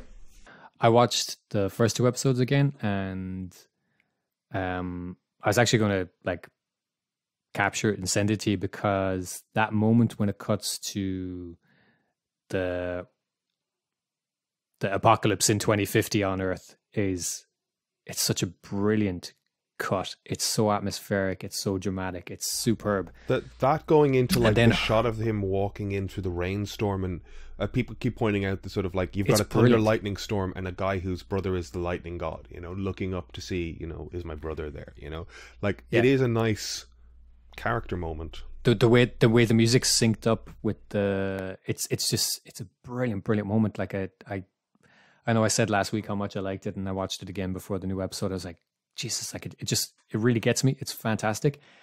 And then the end of the episode, towards the end, like the reveal that it's Lady Loki or Sylvie, and she says like, this isn't about you, and she kind of walks up to the camera and she says, this isn't about you.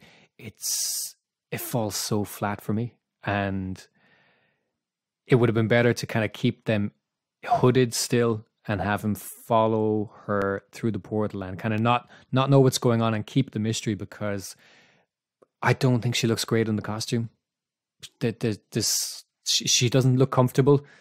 They've honestly taken a character that was kind of built up as this unstoppable force and reduced her to an underpowered Loki. She doesn't have the magic skill set.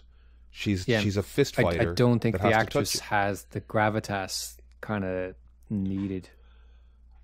It just, I can think of so many actresses who... Again, I like her. I just don't think they're doing that character in a way that we want. We wanted somebody that was just like on fucking top of everything. We wanted the Ferris Bueller of Lokis. The first thing that's coming to my head is the actress playing Irene Adler in Sherlock. And you know what, Brian? I was going to say the exact same thing in the Benedict Cumberbatch That's one. Actually, a great shout. Yeah. She's in complete control of that situation. Yeah, I was going to say the exact same. She is brutal. She's brilliant. I don't even like that actress because she played that role so fucking good. Like, she's so good. She owns that scene where he meets her for the first time. It's brilliant. In the aquarium or something, or no, I think it's when he bedroom. In her bedroom, and she's gives him nothing to read, completely distracts him, completely disorients him, and she eats up that scene. And like, Cumberbatch he's got a lot of presence, and she matches him so well. But and it's funny you said that, because I was thinking the exact same thing, that she would have been great. And like I said, I'm not even a big fan of that actor because they played that role, that part, so well. Like, so well, I think it needs somebody with that kind of presence. And like I said, when she walks up to the camera, pulls down her hood, and she sneers, "This isn't about you." And there's something just she doesn't. It's not the best line reading, and her expression when she does it, it completely robs the moment of. For me, it robbed the moment of the kind of tension it was supposed to have. But like I said, I think she's great in the scene. I think she's great in the scenes out of costume. But she just doesn't work for me. And I think it kind of, like, I think as well, given that they established this mysterious variant in episode 1 and 2, and it's like, who is this? Like what's happening here? And it just kind of, it falls flat for me. And also, true no fault of the actor, true no fault of the actor, basically.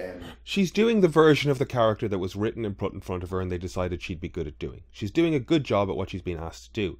It's just us looking at it going, you've set up this badass version of this character and you're not exactly letting us have her. And they've taken away her edge too early. Yeah. Too early, I even thought it was weird that Loki was divulging so much information, and I was just like, is this him manipulating her, or is this her manipulating him?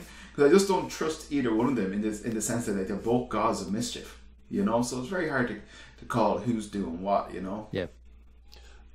That character in Sherlock is Irene Adler, isn't it? Yeah. It's Laura Pulver, I think her name is. I'm just looking at cast lists trying to find the name, and it's like it might be the woman. Yeah, because he always referred to her as the woman. But she was Laura Pulver. Yeah, there you go. Pulver. Yeah. I watched her in something else, and she was very good in it as well.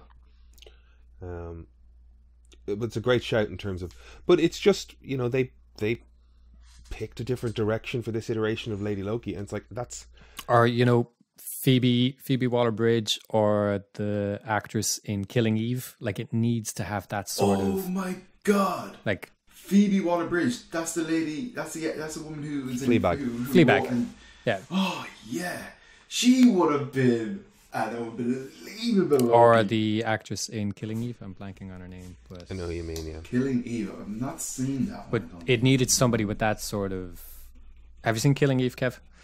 I don't think I have. No, I don't think I have. It's written by Waller-Bridge, and I think is it Patrick Sandra Oh, and give me a moment to get her name. Jodie Comer. Jodie Comer. Yeah, it needs that kind of energy. Yeah. Jodie Comer also would have been. Kev, watch one episode of Killing Eve, and Jodie Comer playing. But we don't. Villanelle is. I know. It needs that kind of. I'm bending over backwards to forgive Sophia Di Martino here, because it's like she's doing what she was asked to do, and she's doing it well. The thing is, like, the thing is with Sophia as well, like kind of. If you look at her, I was only joking about her IMDb earlier, but if you actually look at her IMDb, it's like there's a lot of just like Holby City, Heartbeat, and like one episode, and like this is obviously probably her biggest, most substantial role to date. She's definitely like kind of has the experience in terms of she's been working long enough, and she's kind of, you know, she's done different roles and all that kind of stuff. But I think this was a huge. When I think of Lady Loki in the comics when she was first introduced, not even quite. If you think of Game of Thrones, Lena Headey or Natalie Dormer, these just schemers in a medieval court, you know, that they're there and they look lovely and they're part of the court and all that's going on, but people are dying based on what they're saying, and they're just like dangerous people, you know. Also, and they've turned that into Doctor Who that can fight, and it's like I think if Sophia probably did Doctor Who and then did Loki, it could be better or something. I don't know. The lady who was the woman who was in Game of Thrones, and she was the horrible Cersei queen, but she was brilliant. Yeah, Lena Headey. Yeah. She'd make a great Loki. Did you just say that? Yeah. Sorry. It's okay. I alluded to the energy like... required rather than saying outrightly that Lena Headey should be Loki. Yeah. But she nailed it. But I like Brian's shout, because I thought it was quite good as well. I kind of feel like this is definitely the MCU's version of Enchantress.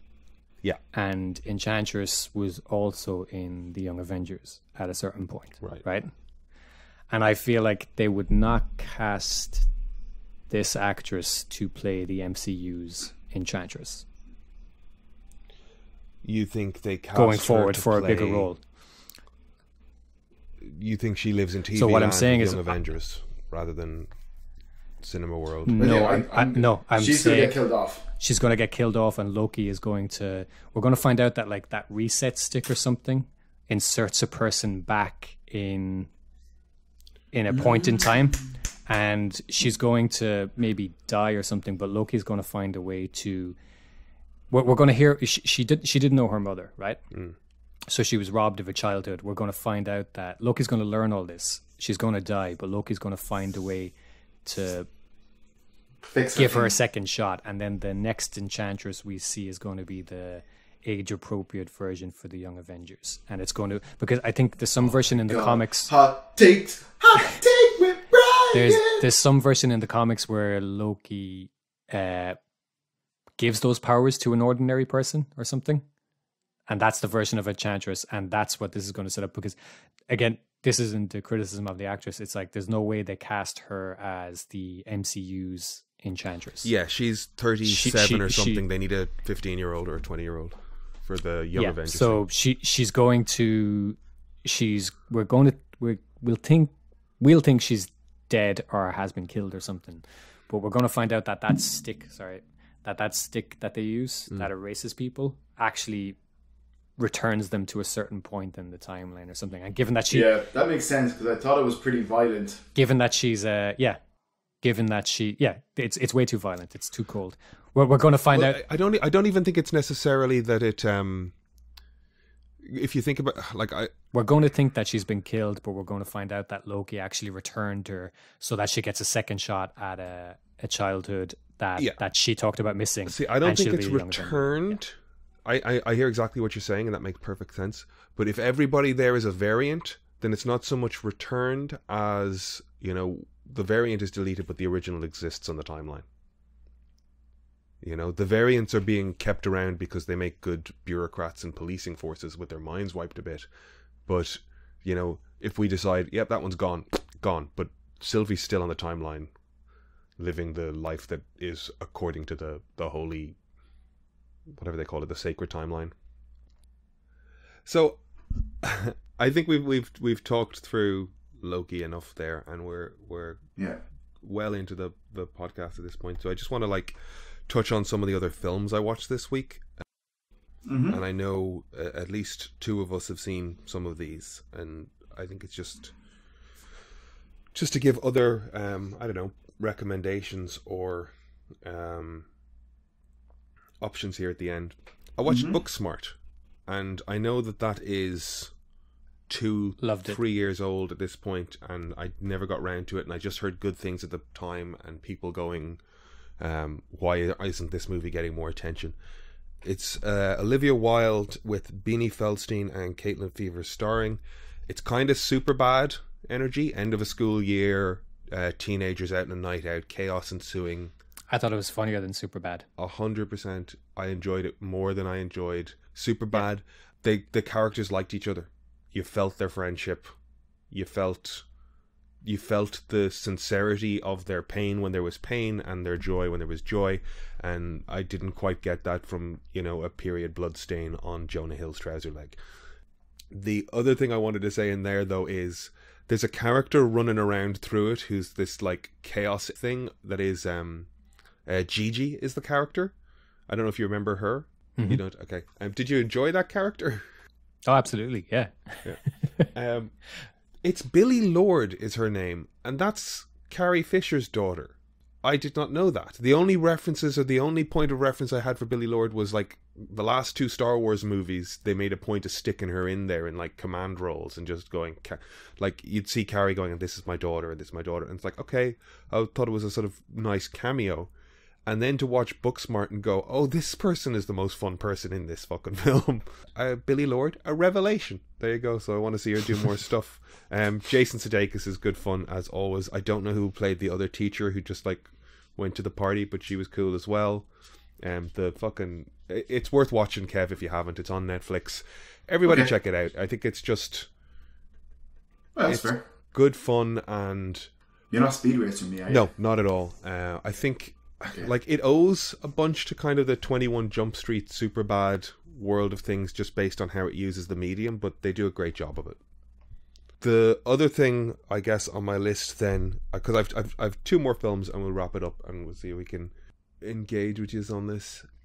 I watched The Edge, which is a 1996 if you look at some websites, 97 if you look at others. It's up on iTunes. I think you can get it on YouTube. It is Lee Tamahori, the director of Once Were Warriors, and I think Along Came a Spider and a couple of other things. And Die Another Day. Die Another Day. The Edge, 1997, Lee Tamahori, coming off of Once Were Warriors. I think this is a year later. Script by David Mamet, music by Jerry Goldsmith. Produced by Art Linson, who produced Fight Club.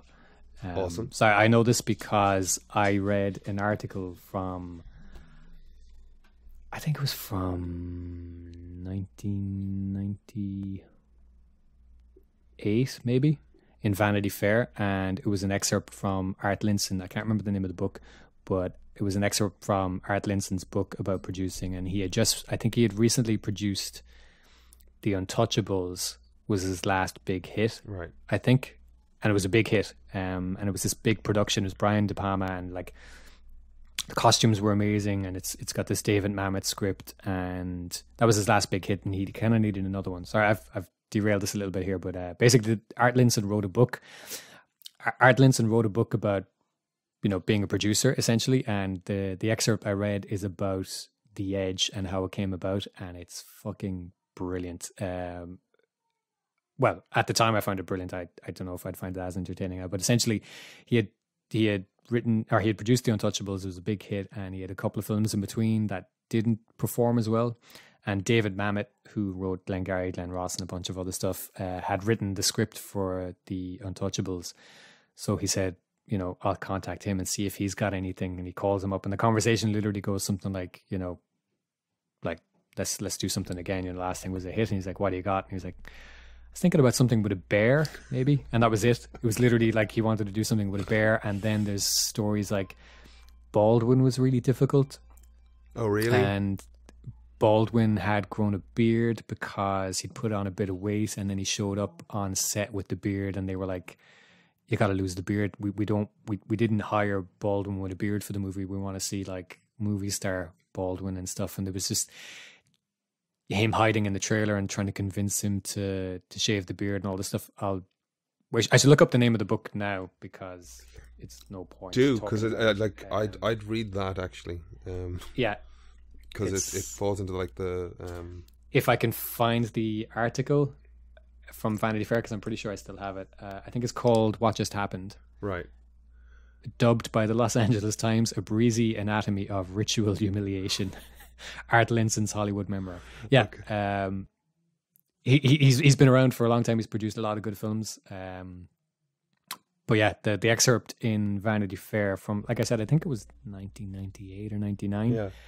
And so I would have been, 14 or 15, reading about, like, the behind the scenes chaos kind of a producer, and him spilling everything. Yeah. And just the kind of chaos of it all. Very entertaining. So that was, yeah, The Edge had already come out and I hadn't seen it. Yeah. And I didn't really have much interest in seeing it. But then after reading how it came about and everything, I was like, oh, I got to watch this movie now. So. And you watched it. What did you think of it? It's entertaining. It's very silly. There's a lot of David Mamet stuff in there. Like, Hopkins' character is ridiculous. Just like he's got all these soundbite pearls of wisdom that are so David Mamet. Yeah. I don't know if anybody knows David Mamet. Check out Glengarry Glen Ross. It's just a very sexual perversity in Chicago, soundbitey kind of dialogue and stuff. And yeah. Yeah, I mean, he's definitely that sort of like Sorkin world of like snappy chat, You can identify a Mamet in the same way that you can a Sorkin. He's a little less obvious, but it's a billionaire that gets lost in the woods with Alec Baldwin, and they get hunted by a bear. And I knew that as the premise going in, and I was like, how are they going to do this fucking bear thing though? Like, is it just going to be like shitty glimpses of a bit of a furry prosthetic, or what is it? There's a fucking bear, and I don't know if it's a juvenile bear that's not as big a threat, because they do that sort of thing with like chimps and stuff.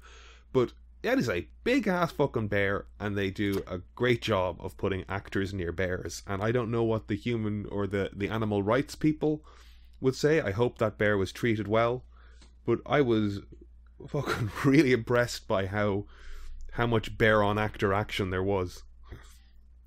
I don't know if you agree. It's a silly or if you're movie, still there. But it's no, it's a silly movie, and it's if you're stuck for something to watch, I would definitely check it out. Especially, even more so, read the memoir first.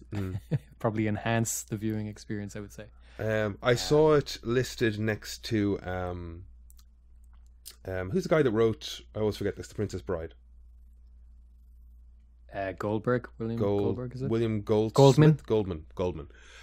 So when I was looking to watch The Edge, the thing that came up at the same time was The Ghost in the Darkness. Apparently you could buy a box set at one point of these two films next to each other. And William Goldman's biography, What Lie Did I Tell You, is a similar thing, and he has an account of making The Ghost in the Darkness, or writing The Ghost in the Darkness. I hope I'm thinking of the right thing. Hold on, I'll do a little googling. But it's similarly like just Hollywood horror stories. I think Michael Douglas was a producer on it. Douglas, yeah. Michael Douglas was a producer on it, and he talks about how Michael Douglas was the ideal producer. His notes were perfect, his input was great, he had a great sense of cost and this, that and the other, and he gave great feedback on the script. And then he decided he wanted to be in the movie, and suddenly he had thoughts on his character, and then he became actor Douglas, and he was a nightmare. Suddenly it was about how he could look good on film, and he just said that Douglas's notes just destroyed what had been a kind of cool Quint-esque character. Jaws Quint-esque character who like is this hunter that you know nothing about, and everybody loves him in every draft because he is this mysterious Logan type, even, the Wolverine thing, the character that is cool because you know next to nothing about him. And suddenly he wanted like a backstory about his family being killed by him. But that's a book I recommend as well. It's like, I think it's What Lie Did I Tell You. Anthony Hopkins, Alec Baldwin, Elle Macpherson's in it as well. Bart the Bear gets a nice shout out as a credit on the end of it. I think it goes on a little too long. It definitely feels like there's a mammoth interpersonal relationship drama thing that was written first, and then they stuck a bear in it, and even though the bear kind of took over the movie, they still felt like they needed to do the relationship thing at the end of it. And it's like it was bear first. Oh, it was bear first. Going by the memoir, it was bear first. Well, it does a great job of like, I don't know. I just think it's great. I love the sweeping shots of the mountains with the airplane. Hopkins is 96. He's probably only, well, I guess Silence of the Lambs is a few years out at that point. I had a great time. I was really impressed. I think they actually made a film of Linson's book, but apparently it's not great. Like, people liked the book, but the film's not great. I think De Niro was in the film, I think. Oh, weird. But yeah, the film not great as far as I know. Okay, that was called What Just Happened. Book entertaining. What Just Happened. Yeah. Okay. Yeah, I think I'm going to check that out. That's kind of right up my alley of dubious interpersonal bullshit. The last thing I watched then is Wrath of Man with Jason Statham. It's the new Guy Ritchie thing. I like everybody in this movie. I had fun watching this movie. It's a little all over the place. Is it directed by Guy Ritchie? Directed by Guy Ritchie. Jason Statham is an armoured car guard who's got a job at Fortigo Armoured Cars and starts... I honestly God just thought that was just one of those, like, kind of straight to movie or straight to video action movie releases that kind of no one really cares about. The kind of stuff that, like, Nicolas Cage, the kind of stuff that Statham usually makes outside of the Fast and Furious franchise. The first thing that hits you, even though Transporter was the first thing that hits you watching this film, it opens with a scene where you like don't see the driver of the truck. You're like in the back of the truck and you don't see the driver, and it's like the line reads and the performance are so sort of like wobbly. It's like, is that Guy Ritchie? Oh, really? Doing an American accent or something? I can't vouch for that at all, but it's just a weird, like, that's odd. And as you watch it, the amount of people in this movie who are not American doing American accents, and like you've got Niamh Algar who's Irish, Tyke Murphy who's Irish, Jason Statham's English but he's sticking to his English thing. You've got some of the guys from The Gentleman in it as well. The amount of people doing American accents that are just not American. It's such a weird choice, but it's Guy Ritchie working with people he wants to work with, which is fucking fun, Niamh Algar is an Irish actress. So is Tyke Murphy. This movie is 2 hours long and it feels long. And the reason is you watch like a 20-minute, 25-minute opening set piece.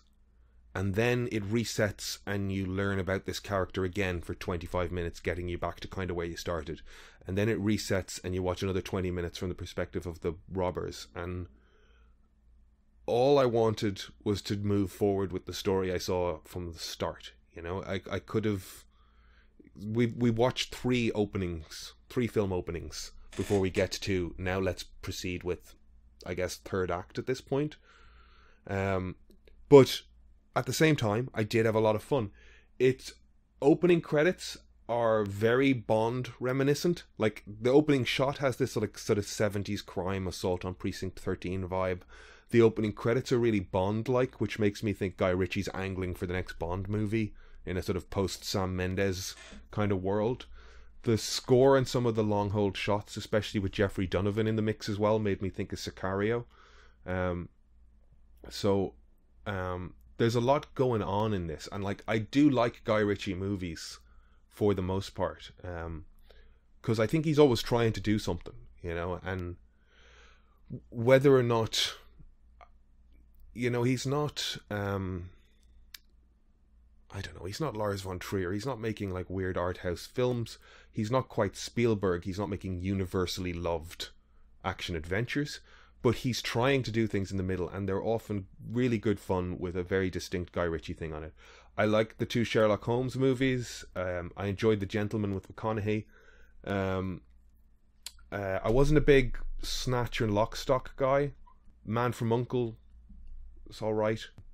That King Arthur thing didn't do I like it for Snatch me. and Lock, Stock, and I like The Gentleman. Yeah, like that. I'm just trying to like, I have this impression in my head that like I don't like Guy Ritchie movies, but then that's just based on I didn't quite enjoy Snatch. And then if I look at the rest of his catalogue, I'm like, oh, I do like Guy Ritchie movies, and I enjoyed this movie.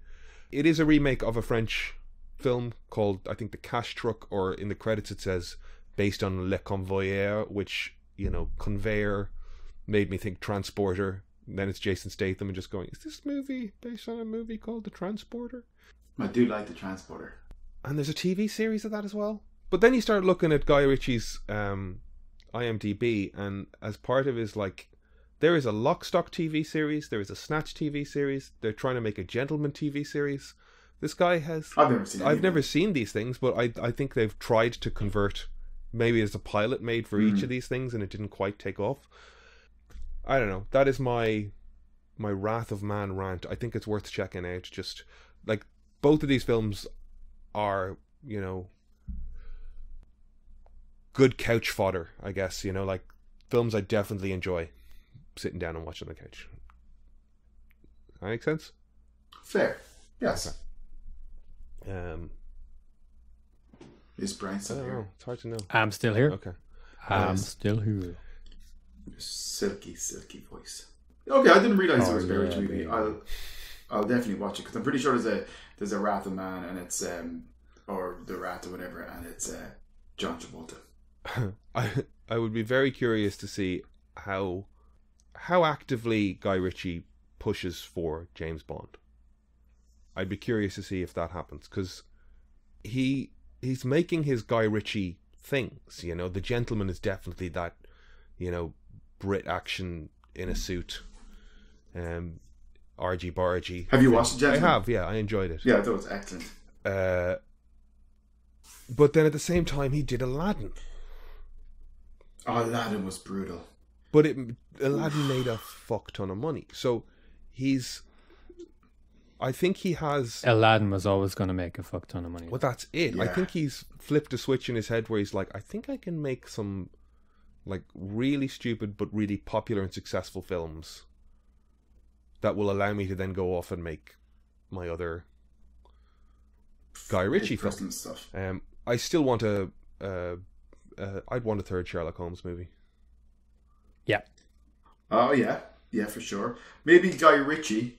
If Guy Ritchie was to do something within the MCU, for example, what would you think? Pass. Excalibur.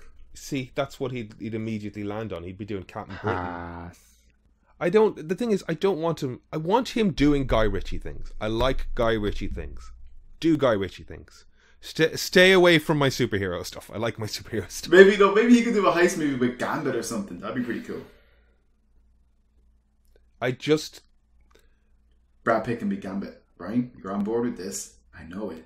I think there is a No. I think there is a thing with the MCU stuff where you see them kind of filtering out the sort of auteur type. Auteur as such a pretentious word, but like, you know, Edgar Wright was removed. It's Like very they're getting rid of people that are doing very, very different I think things. Edgar Wright was removed because he's probably difficult. Because he wants to make the film he wants to make, Yeah. but I think Guy Ritchie wants to make the film he wants to make, and I didn't just Yeah, but let Guy I also Ritchie go think off the and do that. Russos made precisely the film they wanted to make. I think Ryan Coogler made precisely the film he wanted to make. Yeah, I know, and I'm talking from an entirely a place of uninformed bullshittery. I do feel like Marvel pick people they can work with. They know what they want, they know what they get, and I don't want Guy Ritchie fucking around the MCU, making everybody fucking British. We could do without the British. No, I think Guy Ritchie could do a great MCU movie. What MCU movie you Or want Guy TV Ritchie? series. What MCU? I mean, I could movie? see him doing Constantine. Constantine, But yeah, but maybe not MCU, but like, yeah, he could do a wicked Constantine. Like, why not, like, kind of with his world building and like the kind of like a different, like, you know, characters Because and sets and all King that kind of Arthur stuff. was bad. That's why. Or whatever that film was called. It That was was a King bad film. Arthur. It was rubbish. King Arthur, Legend of the Sword. Which one was that? King Arthur, Legend of the Sword with Charlie Hunnam as Arthur Oh, I never watched it. and David Awful. Beckham as the guy watching over the sword. Awful. See, here's the thing. I think I watched it, but I don't remember any of it. So now I think I have to go and watch it again. It's because it was awful. I think Okay, maybe Guy He's Ritchie directed some isn't good for stinkers it. too. You know? Maybe Guy Ritchie. He did that one. He did the movie with Donna, didn't he? with who? With who? Madonna. Well, he married Madonna. He did a movie with her though, on a beach or something, no? Mm-hmm. And it was an absolute dive. Revolver is fucking garbage. Rich's Revolver. Is that Sam Rockwell? Statham. It's Yes, I loved it. I don't know. Statham's in it, and it's terrible. It's so fucking pretentious. It's bad. Yes, excellent stuff. Watch Revolver. Fucking garbage movie. I say this as somebody who doesn't dislike Ritchie. I like Snatch. I like Sherlock Love Holmes. Snatch. I like Sherlock Holmes. Rock and Roller. I don't think they're Love Rock and amazing, Roller. but they're entertaining. Love Lock, Stock. I very much love everything Love Guy the Ritchie's done, and I'd be happy to be in one of his movies. Thank you very much, Guy. You're both weird. Rock and Roller, Revolver. I haven't seen. Man from U.N.C.L.E. was kind of disappointing.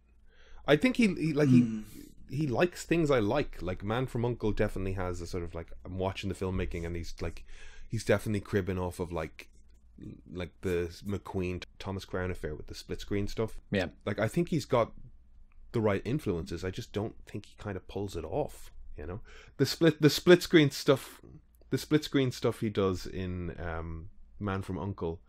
is confusing. He puts 6 different shots on screen at the same time, whereas if you go and watch like the Thomas Crown affair, those shots go on screen in sequence in a way that you can follow.